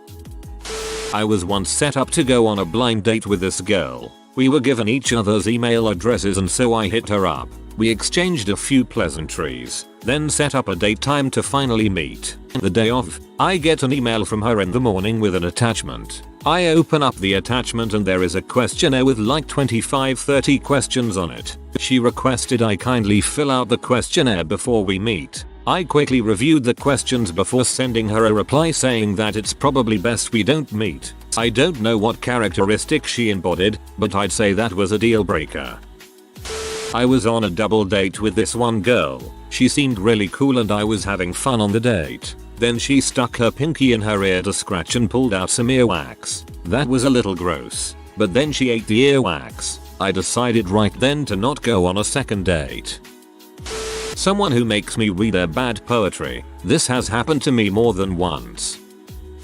Lying about their appearance. Very specific example. Guess which one? But you see their pictures. They look nice and then they are different in person. What's the point?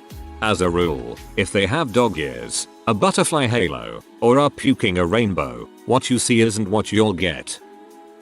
One of my best friends casually began to date one of my ex-girlfriend's friends. He was really starting to like her and took her out on consistent dates. a few sleepovers, etc. My ex-girlfriend told me this girl was texting her about her date with my friend later that night. My ex asked her if she was into him as much as he was her. Her literal response was no, but free food is free food. I was hurt for him. Devastated. I didn't want him to feel what I felt, and I wasn't even the one dating her. I took my friend, roommate at the time also, aside that afternoon and asked him to please delete her number and never talk to her again. I didn't say why. I just asked him to trust me and to please stop seeing her. It's for the honest best. Knowing me for years and years, he politely accepted my request and deleted her, without question. He knew I knew something and understood I was helping him avoid emotional pain and disappointment. He is too nice of an individual to experience that.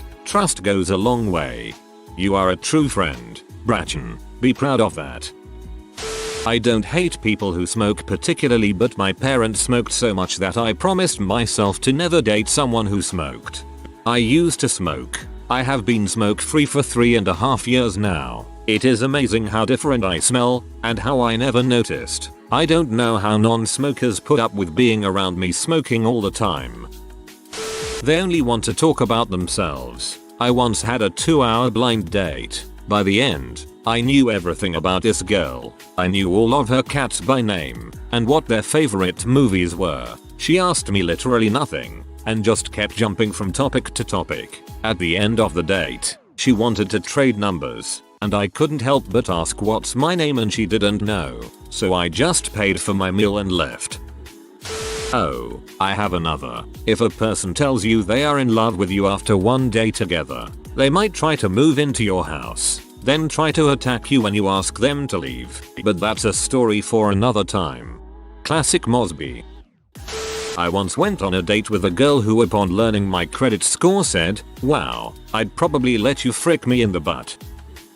Their drinking manners. If they insist I drink, or suggest drinks shots after I've declined multiple times, I'll either think you have a problem, or you're trying to get me drunk, both of which I don't want. Men who insist you come over, or they come over. I'm all about prolonging a good date, and would love to go to another spot, but I really hate when men invite me over to their place, or suggest coming to mine at the end of the night. Even worse when they get super pouty when I decline. Being way too touchy. One time I went on a movie date, mans took out his thing out of nowhere. I was like, "Woo, there's people and this is our first date." Asking me 0 questions about myself while talking incessantly about themselves. It's alarming how many dudes do this. Why bother going on a date with another human if all you want is to hear yourself talk? Had a first date with a guy from Tinder. He wanted to play the "what celebrity do people say you look like" game. He told me, "Daniel Craig." I know. Then I replied, "Yay, some people have told me Katy Perry, but I don't think so." He said, "No, you know who you look like, Ben Affleck." I'm a woman, BTW. Needless to say, there was no second date. If you smack your lips, or chew with your mouth open, it's game over. Not sure I could even make it to the end of dinner. For me, during at least some point during a first date, I think hobbies or passions are brought up. I really don't care what hobbies you have. You could be into the dumbest crap ever, as long as you are into something, anything. My red flag is when she says she goes to bars and clubs, and thinks that's a hobby. I note the frick out.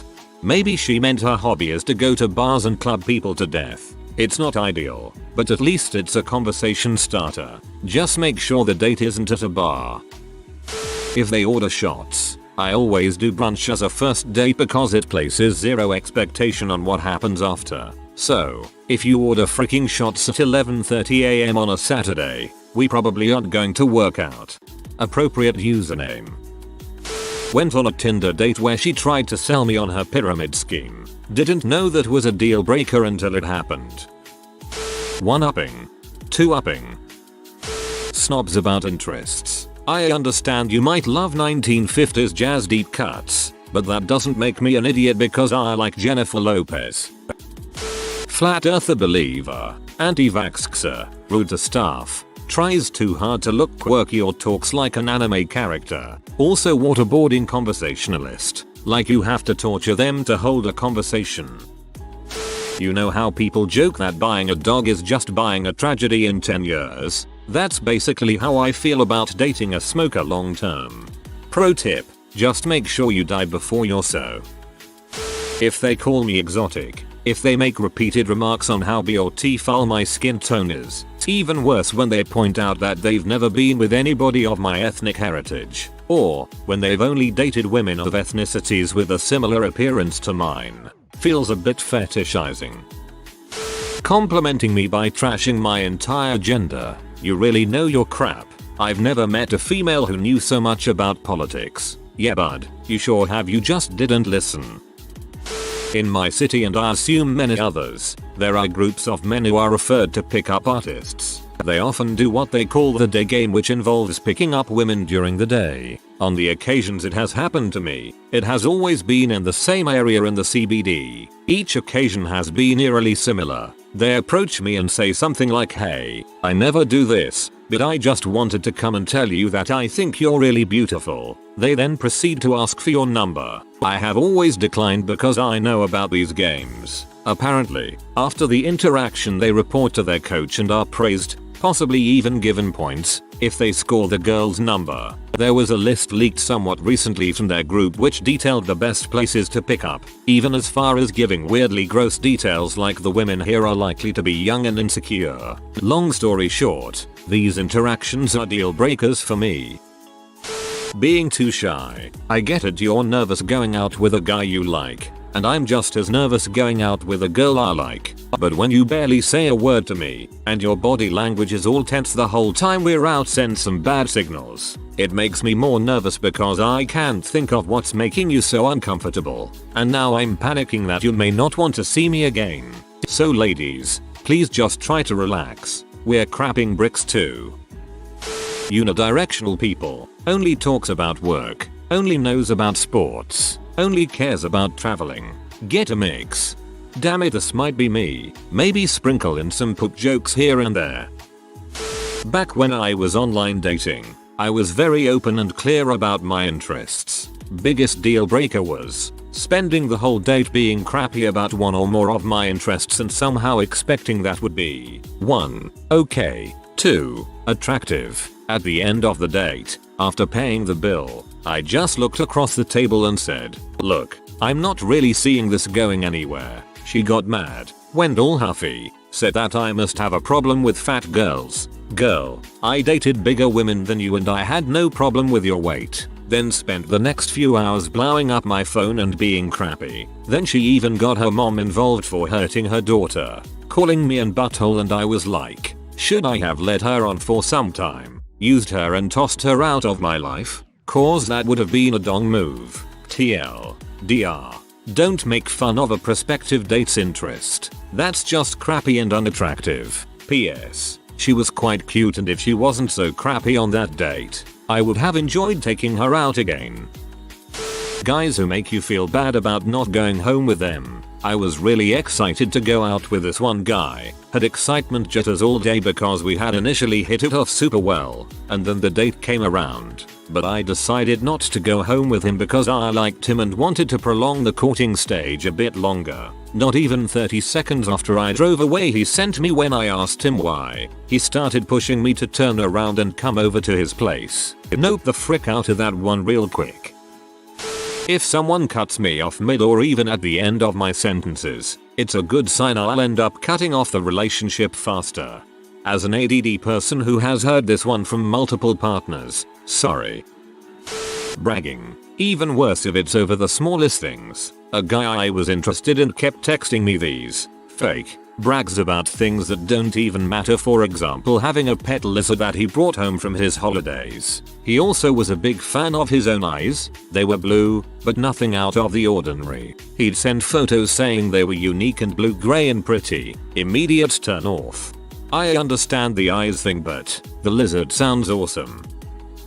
There are a couple common behaviors I have noticed on first dates that drive me crazy. 1. Explicitly saying nothing physical will happen on the first date and being told sleazy pushy people are their biggest turn off. Then later either forcing themselves on me, or complaining I didn't make a move on them immediately. I'm fine going slow, or going fast, just be consistent. 2. Making zero effort. That could be in terms of conversation, how you dress, etc. Some people just seem to want a free meal or drink. 3. Either of another. People who can't make decisions, but also don't want to do anything anyone else suggests. How about you decide? Okay, why don't we? Any other ideas? What about? No, I'm not really into. Maybe. I don't really feel like. Why don't you suggest something? No, it's okay. I'm fine with what you want to do. Great, let's. Not right now. For frick's sake. I give up. 4. I thought of another. People who are really into you, but show no interest. You go on a date. They make no physical contact, hardly look you in the eye, go home at the first opportunity, then complain you didn't chase after them, or lost interest. I'll always try to flirt, or even explicitly say, I had a good time, or like someone, and often I'll get no feedback, so I'll move on to someone new. Then I'll get that person asking why I don't chase them up. It's freaking obvious why not. 5. Final one. Not common, but happened once to me and was a first date nightmare. Telling you that they are really interested in you, but if it's cool that they already have a partner. If you aren't single, please don't go on dates with other people. Waiters and waitresses. What are some signs you are serving a first date? Staying way beyond being done with their meal and drinks, usually because they don't want to try to figure out if they're meant to be going home together or not. When they come in and ask for tables separately, then sit across the restaurant from each other for 10 minutes before realizing the other was there. It was a blind date.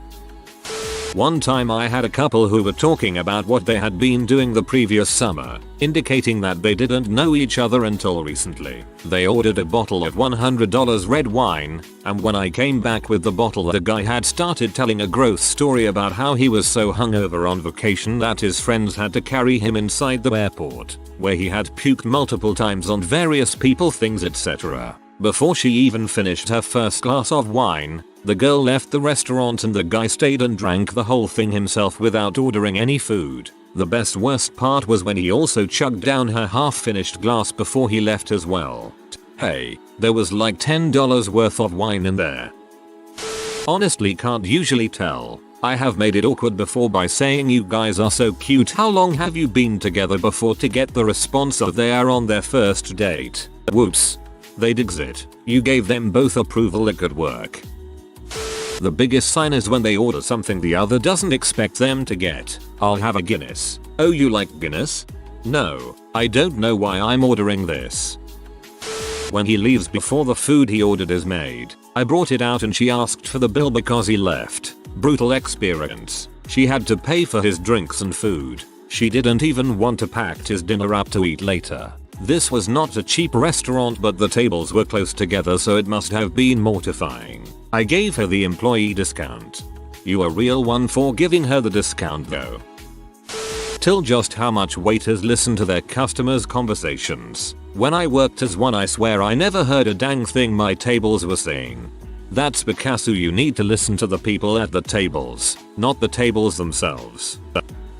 On my first date with my now wife, our waiter figured it out for us. We had been acquaintances for years through mutual friends, and when we agreed to grab dinner that night, neither of us were sure if the other was in it for a date or just dinner with an acquaintance friend. I guess we were being just awkward and giggly enough that our waiter, who had known us separately as regulars at this restaurant, blurted out, "Oh man, are you guys on a date?" We both just started laughing nervously while looking at each other and flop sweating.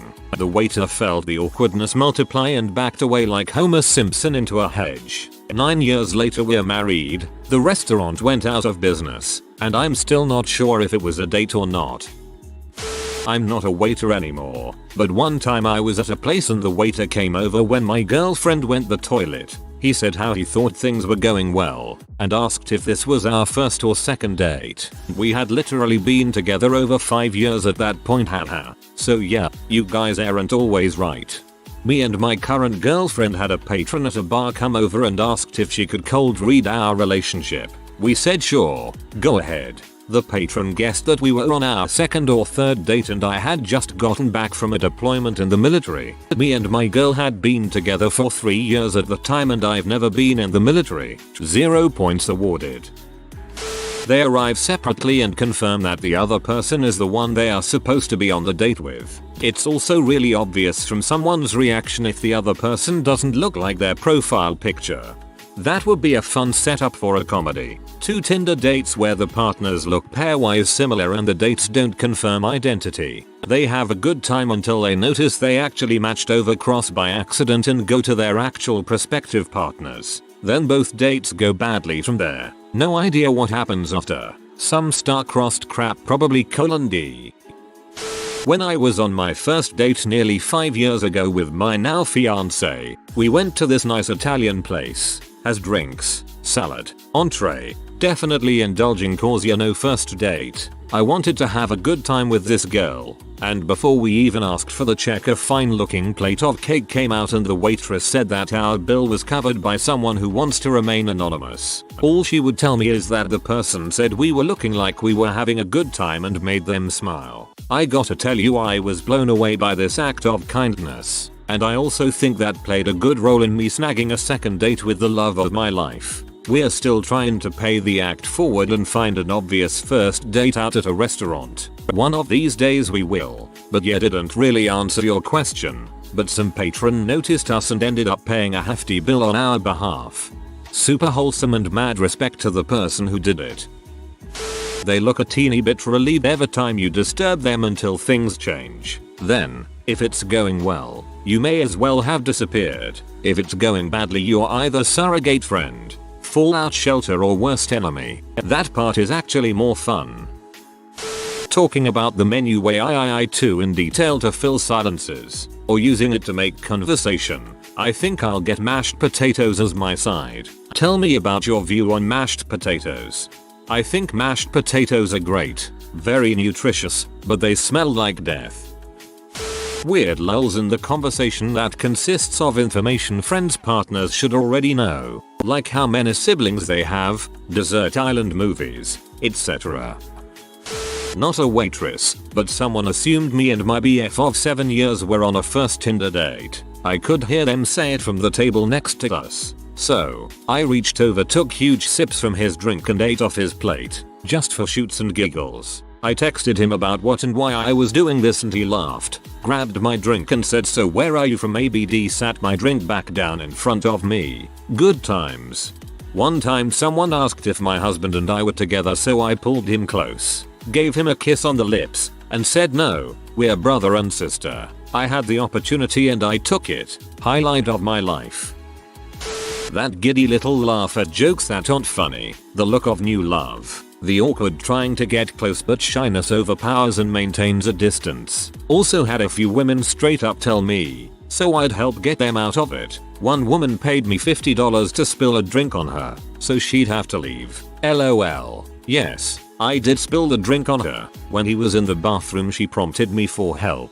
It was an iced tea. I had zero intention of charging Get to help her. When I did it, the guy went nuts on me. Up until then he seemed like a nice guy. He was terrifying.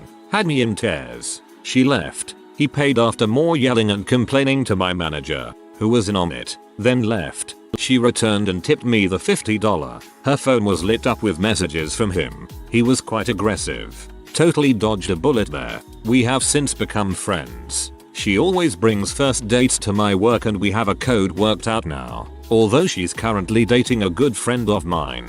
They are super cute together. We also have a note in the woman's room that explains if you order XXXX drink, changes regularly, we will help you leave without causing a scene.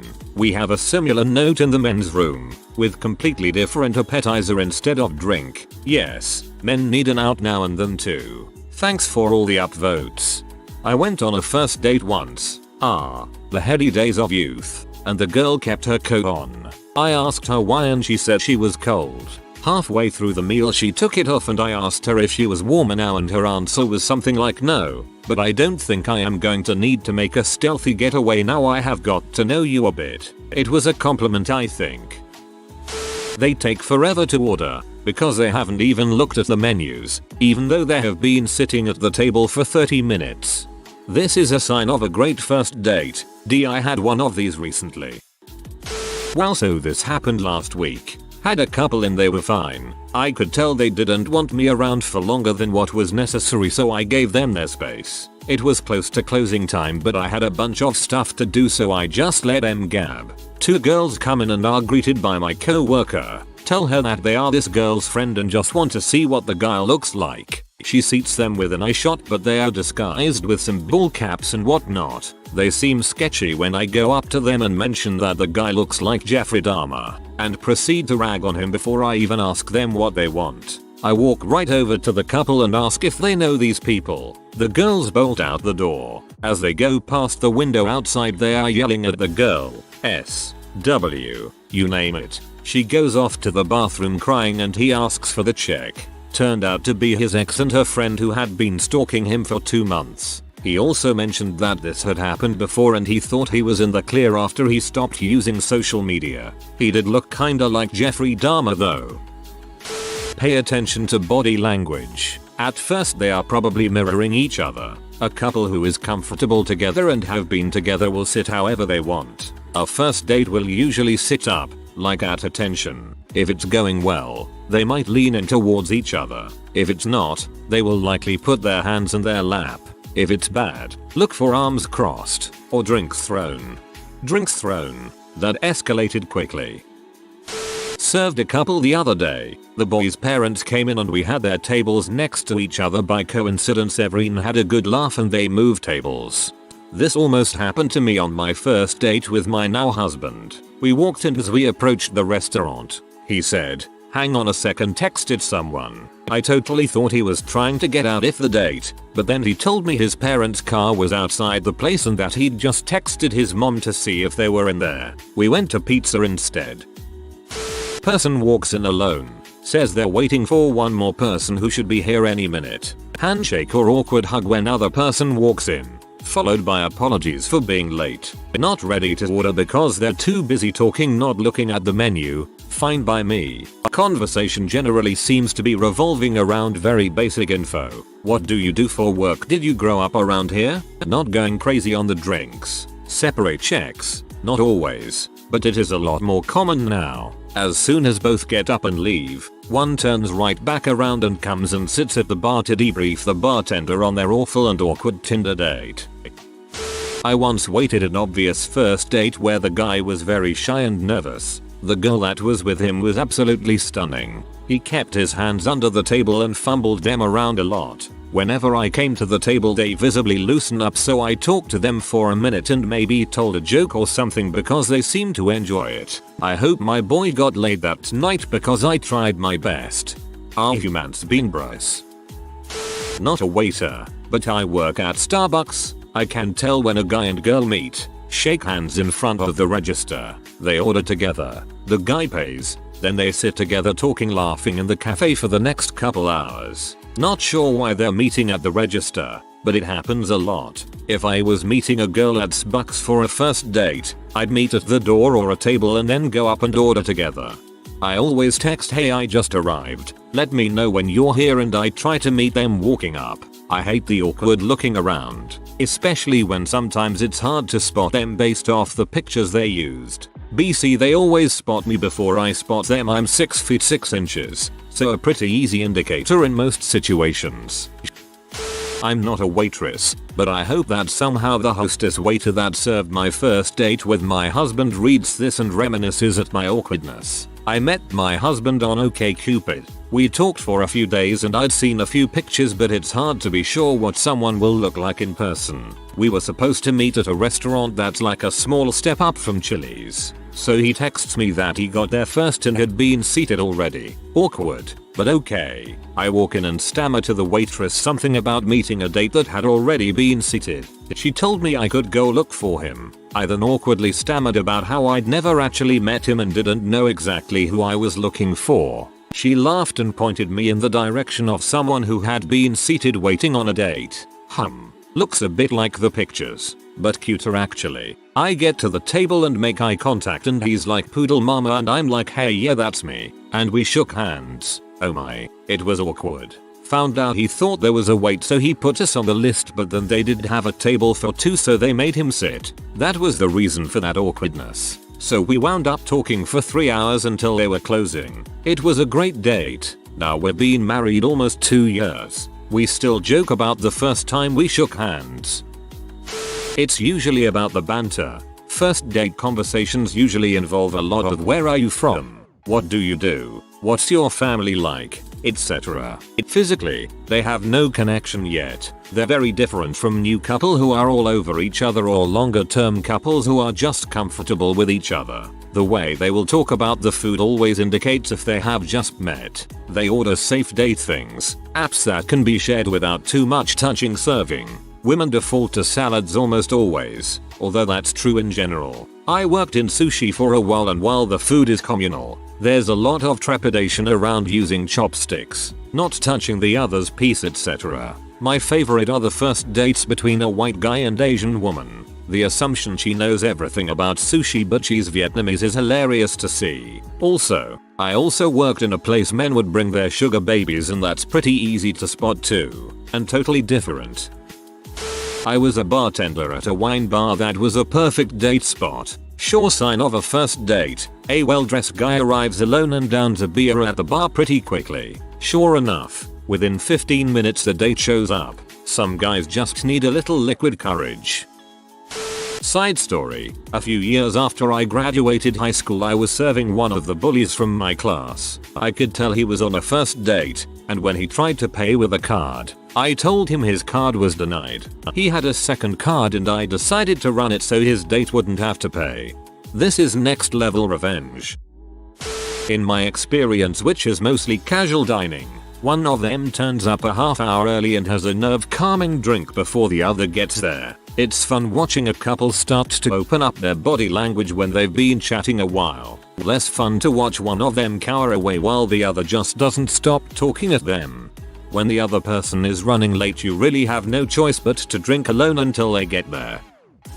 No physical contact. Sitting exactly across the table from each other will full on eye contact. Awkward broken conversation. Friends will actually do the most amount of laughing and touching each other. People who are dating for a while will be people watching and making jokes about the menu. Married people are complaining or whisper arguing. Not a first date, but I did have a couple sit in silence the whole meal. The boyfriend was stone cold silent to me and appeared like he was overheating. Thought about how awkward he was being and assumed it was a first date. I work in a fine dining restaurant, so they were dressed pretty fancy. I close out their bill and they leave. So this was on a Friday and the bar near our restaurant hosts a karaoke. This bar is our local pub and it has a dive bar environment, crappy food, crappy pool table, crappy jukebox, and most of the time filled with trashy individuals. Our whole staff came to the pub after our shift, and who is there? My table that was acting weird. They are sitting by themselves in the same silent way, and they stand out as they are dressed very sharp. I'm enjoying friendship and a tall PBR, when all of a sudden I hear cheering. I look behind me and see the guy proposing to his girlfriend. She said yes. They got free beer and then sat and were now smiling. Then it all made sense to me. That poor man must have been so nervous at the restaurant, where I can only assume he was originally going to ask the question. My husband and I like to make comments while out eating like, "You look nothing like your Tinder profile picture." I wonder if anyone has actually heard us and our stupid fake conversations. I have a first time date tomorrow and I'm eagerly hoping for one of those under the table hand jobs everyone keeps raving on about. You can usually tell by attitude toward one another or when they approach the host stand or how they order their food. You can always tell when you're getting ready to drop the bill and asking them if they're splitting the check or not. When girls are playing with their hair a lot. If I find tons of hair on the seat, I know they were nervously playing with their hair. Or if they need their water refilled for the third time and the appetizers haven't even arrived yet. I do the same things when I'm nervous. Guy orders both meals, then asks if she wants anything else. She looks down shyly at the menu and he asks, "Did you want cheesy bread?" and her face lit up as she said yes. Cute crap. Everyone wants cheesy bread. I work at a restaurant bar in a mall. A lot of first dates come into my place. Usually it's instantly obvious just through body language. Almost always the guy is sitting with his legs toward the date and the woman is sitting with her legs toward the bar. Conversation is almost always about pop culture. shows, music, movies, or other upcoming events. Maybe I've just seen a lot of awkward first dates, but I have to imagine picking a subpar Italian restaurant bar in a shopping mall leads to a not great first date. These responses are pretty hilarious. Half are waiters convinced they know what a first date looks like, and the other half are people in long relationships whose waiters were convinced they were on a first date. Excellent thread. Confirmed waiters have no clue. They ask something to share, but at the end the food remains untouched. They dress way too nicely for the place. The whole interaction is awkward.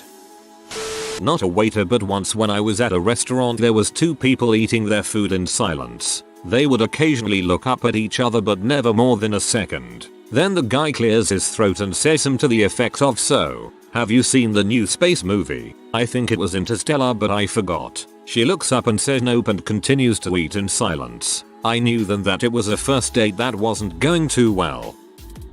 I wasn't waitressing yet, just a hostess at the time at a barbecue restaurant. Not a fancy place, but we were featured on You Gotta Eat Here, so it was quite popular, especially when they showed a rerun of the episode we were featured on. Anyways, I saw a couple that wouldn't stop smiling at each other.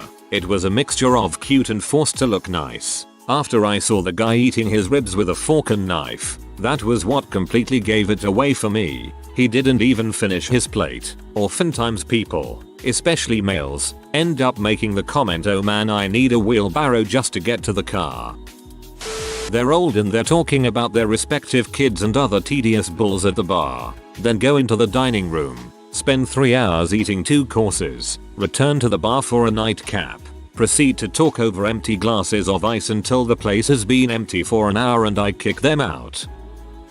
When they're overly courteous and flirty about whether or not to get an appetizer. Me, would we like to start off with an appetizer this evening? Person 1, all smiley and sweet, would you like an appetizer? Person 2, oh it's up to you. And it just goes on for way too long. The guy literally told me before the woman had came, then asked what the highest ABV beer was cause he likes to get drunk but wants to appear as if he is only casually drinking beer. The date shows up and periodically through serving the table I hear him asking her about coming back to his place so they can do it, convincing her that he is an amazing kisser. Walk by and she's mad at him for being too forward. The most surprising part was I saw them together not but a week or 2 later on a second date.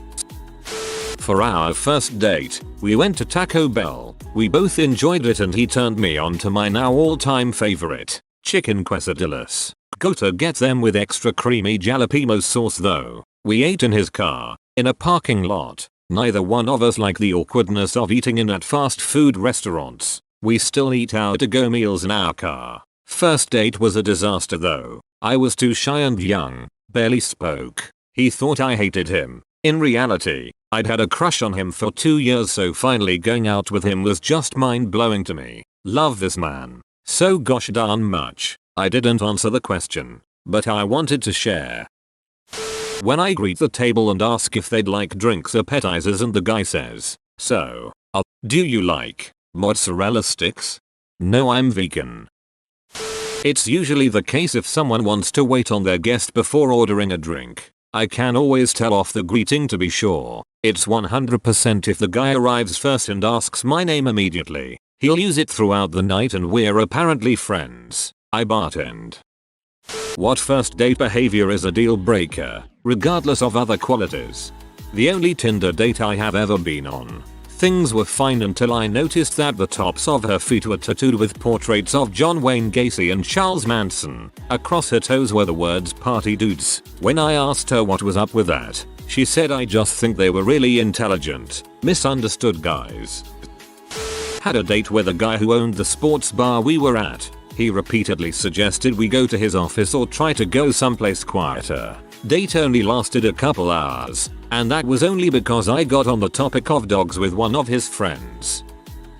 Went on a date with someone that I exchanged numbers with after crossing paths with them at a local market. We texted for about a week before finally meeting up and exchanged a lot of texts, covering a wide array of subjects and personal stories. She's new to the area and doesn't get out much. Day before the date, I ask her if she has anything in mind or any special requests for the date. She says it's up to me. She'll be down for anything. A local fancy beer bar is having a tap takeover from a Japanese brewery on this night. Plus is in an area where there's lots of other cool things to do other than drink. Just in case. We meet up and I attempt to tell her what the plan is, but she insists on wanting to be surprised. We make our way to the bar and she immediately clams up and sits defensively with me. I asked her if this was a bad choice and she proceeds to berate me for choosing a bar as a date spot and goes on to tell me she's a recovering alcoholic and H addict, so I've ruined her night. I mentioned that never once in our convos was avoiding a bar brought up and reminded her that I tried to tell her what I had planned but she wanted to be surprised. She called me an butthole and I walked out on her mid-sentence. I went on a date with a girl who stole the salt and pepper pots from the restaurant when we left after our meal. Bruh.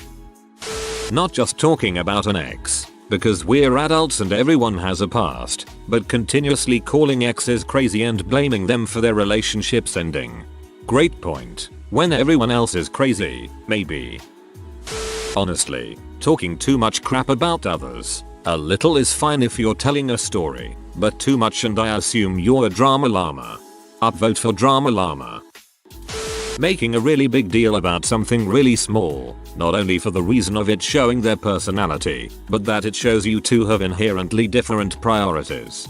Not only for the reason of it showing their personality, but that it shows you two have inherently different priorities. Oh my freaking god. That's so freaking obvious but I never thought of it that way. You have no idea how much grief you just saved me. Cheers. I had a guy offer me coke on the first date once. I mean, if I was into that it would have been a nice gesture I suppose but I'll pass. I went on a date with this girl and I asked what she had done that day. She said hung out with her ex. Fine. Some people remain friends. I know I do. She said don't worry, we didn't have sex. I only blew him. I excused myself to go to the bathroom, found our waiter and paid the bill. After finishing my drink, I bailed. Nope. Only, I would have bailed, too. LOL I posted this on another forum. I went on a date with all the red flags. Dude showed up half an hour late. He did tell me he would be late when I got there, but then told me he's always late to everything. He talked about how he used to be addicted to drugs and lost everything. He talked about his ex-wife. He talked about how his kids hate him and refuse to speak to him. He would only compliment my looks instead of anything I had to say. He would interrupt me. He tried to convince me to get in his car and go with him to a house he doesn't even own or rent. He talked about how he looks good in a purple silk shirt and leather jeans. It was the worst freaking date I'd ever had. Talking about how people never sleep with you. A. Awkward conversation. B. Makes me wonder why. What don't I know yet? C. Makes me think the only reason I'm here is for you to try and sleep with me. Stop complaining about people not sleeping with you to someone you might someday sleep with. It's super weird. Sounds like you found an incel. 1. Showing me a picture of his penis. Why do you have a picture of your penis? Is this normal? Am I naive? 2. Grabbing my boob. 3. Talked about all his money. He arrived with a bottle of homemade massage oil he wanted to take back to my place to use because he still lived with his parents. He parked his motorcycle in the handicapped spot and insisted on sitting next to a window so he could keep an eye on it. He told me he hoped I would wear a low-cut shirt to the date. He said I needed to pay him back for dinner by buying him some beers. He was still mad at his high school, he was in his 30s, for expelling him because they knew he was the only one smart enough to build a bomb, and he would if he wanted to. Holy crap, that is also bizarre. Sounds like the beginning of a comedy film.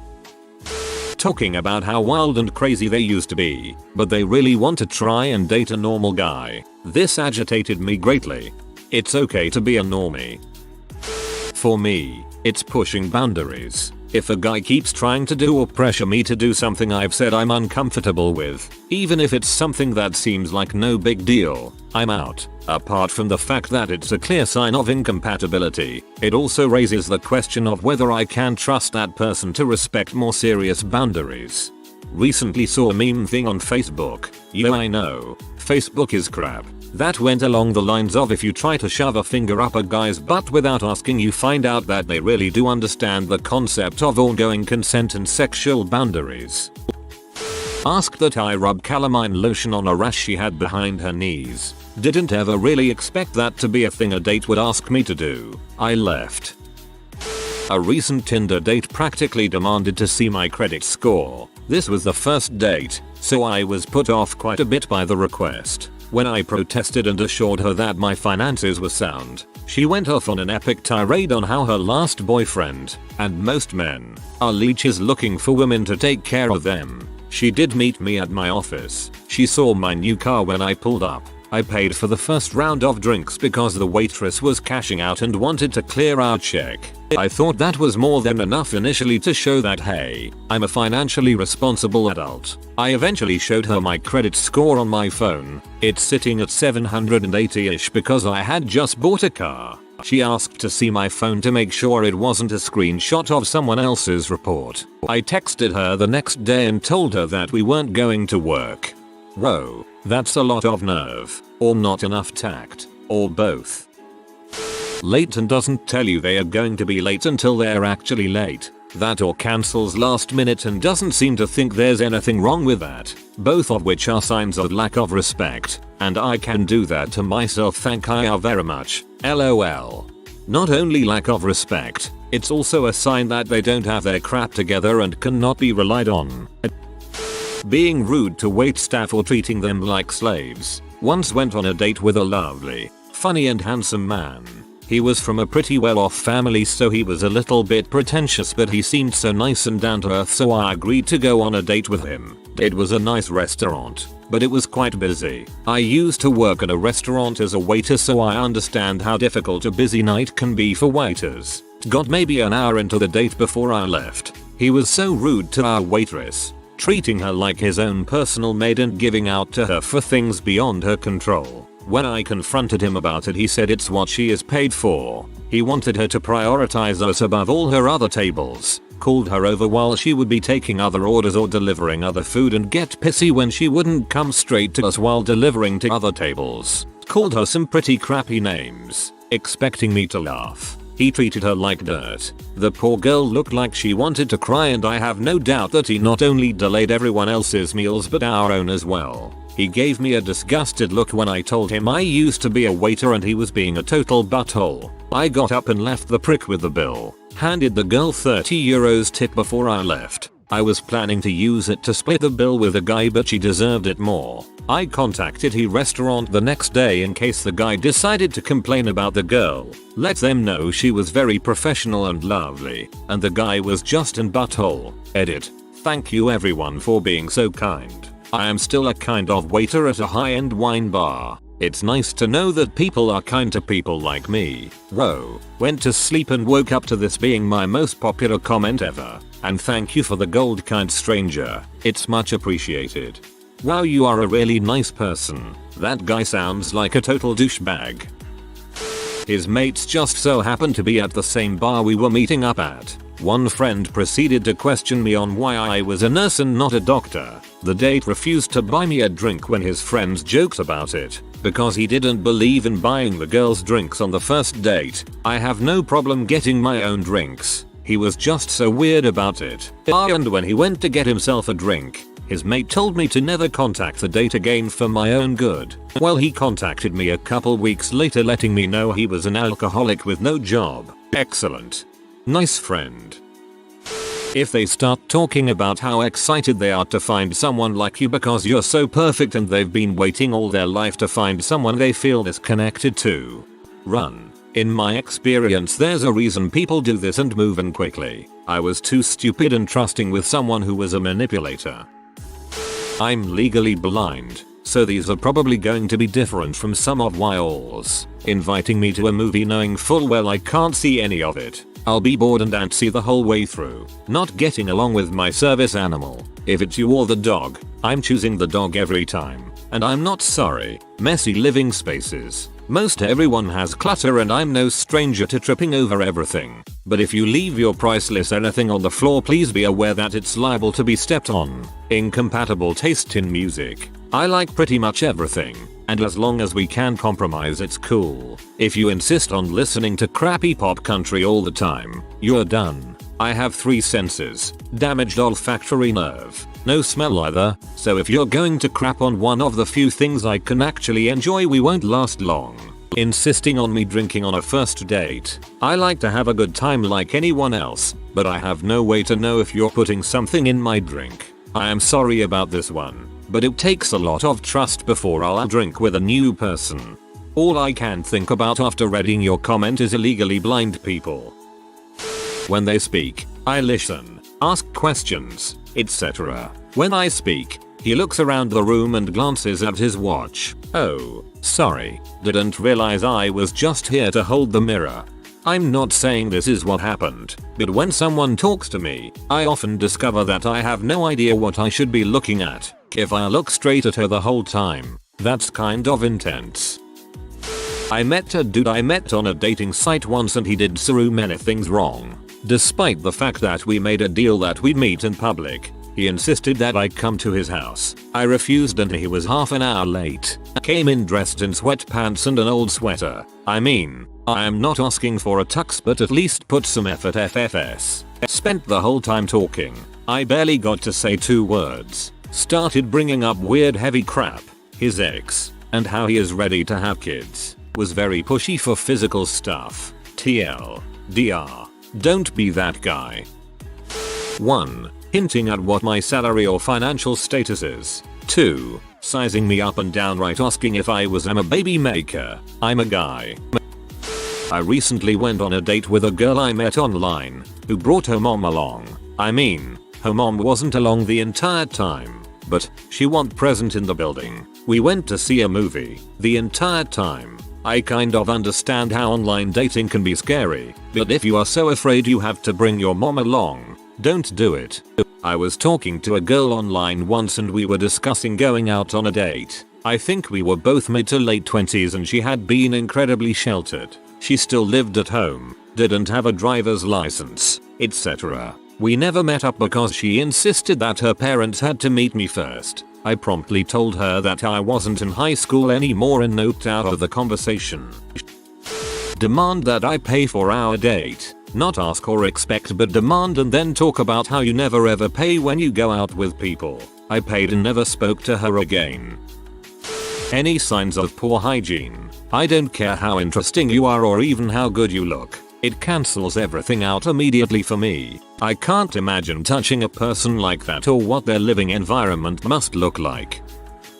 I had a guy show me his dong pics in his car while his phone was on the dash for GPS. Then he showed me nude pictures of other women had sent him, all on the dashboard awkwardly. Extremely creepy. Shows you have no respect for me or those girls' pics, and have no boundaries. He was attractive and we had a lot of shared interests, but got the frick out of the car by the next corner. We sat down at a restaurant and I ordered a beer. After the waiter brought it, she says, using that to hide your insecurities. Mentally noped out of that date and ordered a second and third. Nah, I was hoping it would make you attractive. Refusing to acknowledge that my opinions, knowledge or experience mean anything. I've had a few of these. Here's one of the worst. I'm a British woman and 2 of my interests are football and real ale. I was a member of CAMRA, the campaign for real ale. So this guy says, I'll take you to a real ale pub. You'll love it. There were loads of really excellent pubs in the area we were planning to meet, and so I suggested 2 or 3 of the best. Dude says no. He'd take me to this other place he knew. Now I did quite a lot of work for CAMRA at the time and was pretty sure I knew all the decent pubs in that area, but I'd never heard of this one and would have heard of any new openings. But whatever. Maybe it was an amazingly well hidden gem. Okay, I decided to keep an open mind. Well, it was a complete dive and the beer, no choice of ales, was horrible. I thought hey, it was sweet of him to try, although I was slightly annoyed he didn't listen to me when I suggested good places. But then he started quizzing me about football. Every time I expressed an opinion he'd try to shoot it down, not because he knew more about it but because I was female. He asked how I got into it. Was it my dad or an old boyfriend? Neither. It was me by myself. Okay then. Prove you know your football. Explain the offside rule. Name every England captain since 1966. For context, I follow my team home and away and have done since 1996. I've missed one away match in 14 years and no home ones since 1998. I know football. He then argued with me because I ordered salmon when we went to eat and he didn't like salmon. Bringing your 7-month-old girl to the first date and then saying what a good father I'd be and she needed a little brother or sister as soon as possible. Being on their phone the entire time. I get having to check every now and then or responding to an important text, taking a call, but the amount of times I've seen people sit on their phones for an entire date confuses the heck out of me. That's not confusing to me at all. They're not interested. Might as well save both people time and just call it an evening. Insisting on physical intimate contact on the first date is pretty lame, especially when you've known each other for a short amount of time. I went on a date with a guy who spent the whole time talking about what kind of fancy car he is going to buy soon and how expensive it is, because he is doing so well at work making over 6 figures. He just did not stop talking about material things, and it was such a turn off. He was also extremely upset when I told him later I didn't want a second date. Had a date with girl a few years back. Within 10 minutes of meeting her she already described something I did as you do that like N. To be fair, she was from Northwest Indiana. Long time ago I went on a date with this gal. She wanted to be the one to take me out. Okay, cool. As she's driving I get an unexpected yawn that I tried my hardest to hold in, but it appeared while I was mid-sentence. She immediately insists that she thinks it's best we cancel so I can go home and rest. It's freaking 7 PM on a Friday night and I just worked a full day. Excuse me for yawning. Not that she was boring, just totally unexpected. I insist that I am fine and it came out of nowhere and not worry about it. Nope. B turns around and heads back to my place. I ask her if she would rather chill at my place and we get food delivered and watch a movie or something. She replies in a quiet voice I don't know and begins to speed. Once I noticed she was pee off over a freaking yawn and began to speed, I started to be a dong in hopes she would speed faster so we would get pulled over and she could get a ticket. Well, it worked, but while telling her how pathetic she's being over a yawn I guess we ran a red light and a cop was on the other side of traffic. Lights start flashing behind us and the sounds of the siren got louder as he caught up. She literally locked up her brakes as she pulled over. Huge red flag to the cop. Him and his partner draw guns on us and shout for us to get out and have our hands up. Totally don't blame them. I was scared and freaking happy karma caught up with her. Once the questioning was over and I explained to the cops what was going on, they were pretty chill with me. Her expired license, expired insurance, expired registration, speeding, running a red light, danger to the public, some other charges, and a date gone to heck over a freaking yawn. Cops gave me a ride home after their backup took her away and had her car towed. They thought the yawn issue was pretty funny except everything else she did afterwards. Well dang, that escalated quickly. Humble bragging, exaggerating, flat out lying. Unless it's a blind date, I've usually done some form of research to be able to tell. It's a turn off because it makes me think this person is okay with lying, and this is just the first date. Frick you, I did invent cheese. I am surprised at how many issues I would regard as minor are concerned deal breakers. Looking down this post, that is, on a first date, a person is typically on their best behavior. If they act crappy that early on, then it'll only get worse from there. I haven't dated in about 12 years, but I remember going on a date and having a girl ask me about a TV show. I was only vaguely familiar with the program. She took it upon herself to walk me through the entire plot of the first season. After, "Are you going to watch it? You should totally watch it." I never did watch the show, and only saw her once or twice after that. Looking through these replies, the one that springs to mind for me is when I can sense I'm being tested. Dates can actually be shock horror, kinda fun if both sides are A, not massive creeps, B, not holding the other to ridiculously high standard, C, open-minded and willing to learn about another person's way of life culture. If you're reading these comments and it's making you feel anxious about dating, just be the most respectful, decent and attentive version of yourself and you'll be 100% fine. The rest is personal choice. One that falls under the same line of EXS is trying to pry information out of someone. I was out of a relationship and was trying to put myself out there. It was a nice date, however he asked me what's a cute guy like you doing single. I kinda laughed it off and told him it was a long story and didn't want to talk about it. Truth was my last sex was a pose and it ended really bad, like cops involved really bad. Talking about it can open the floodgates and I didn't want to unload on this guy. The thing was he kept prying for information until I told him, and by that time I was not feeling too great. There was no second date. This will probably be buried, but in my single days I had a couple of first and never agains. Fairness. The first one that comes to mind, she was foreign, from a Latin American country. I speak very little Spanish, but that's okay. Between her broken English and my broken Spanish we got on nicely. She was very pretty. We went out to a restaurant for dinner. There was music and dancing after dinner service too, so I was pretty excited for this date. Would have been a lot of fun, except almost as soon as we were seated, she disappeared to the ladies' room. She returned after 40 minutes. At this point, I had already asked for the check, saying I think I've been ditched to the unquestionably understanding and discreet waiter. Yeah, he got an awesome tip too. While she was gone, the table filled. She came back and, weirdly, her English was much better, almost fluent. Actually, I didn't know she could teach a language. She explained she met a friend of hers outside of the bathroom.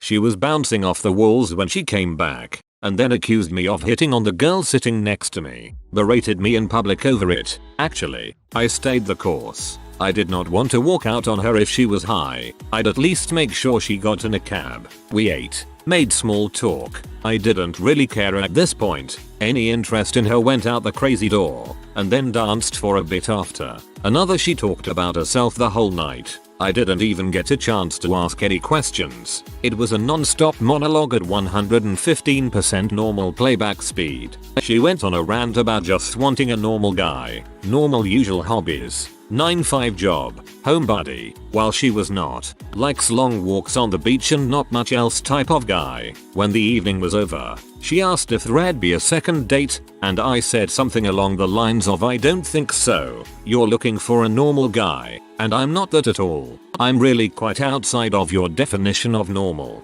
And one last one for today, the athletic redhead looking for her soulmate with 10-year-old photos that did not show the extra 200 pounds of weight she'd gained since they were taken. I'm not sure if the extra weight came with her absolutely over-the-top racism or not. I actually excused myself from that meal and left the restaurant without saying anything. To answer a bit differently than most people, not being talkative does it for me. And no, I don't mean if you're a bit shy, nervous. I am too. But when I'm trying so much to make you talk, I pick different topics, ask you questions, and you're just there answering in a word or two. It sucks. And you could say, wow, but what if you are the boring one? Well then, you try and pick up a subject. I really feel like I'm a nice person and I can talk about anything. Just shoot. Also, another red flag, you tell me you're in a relationship. Really? If you are new to the channel, you can subscribe. I publish new videos every day. Until then, check another video.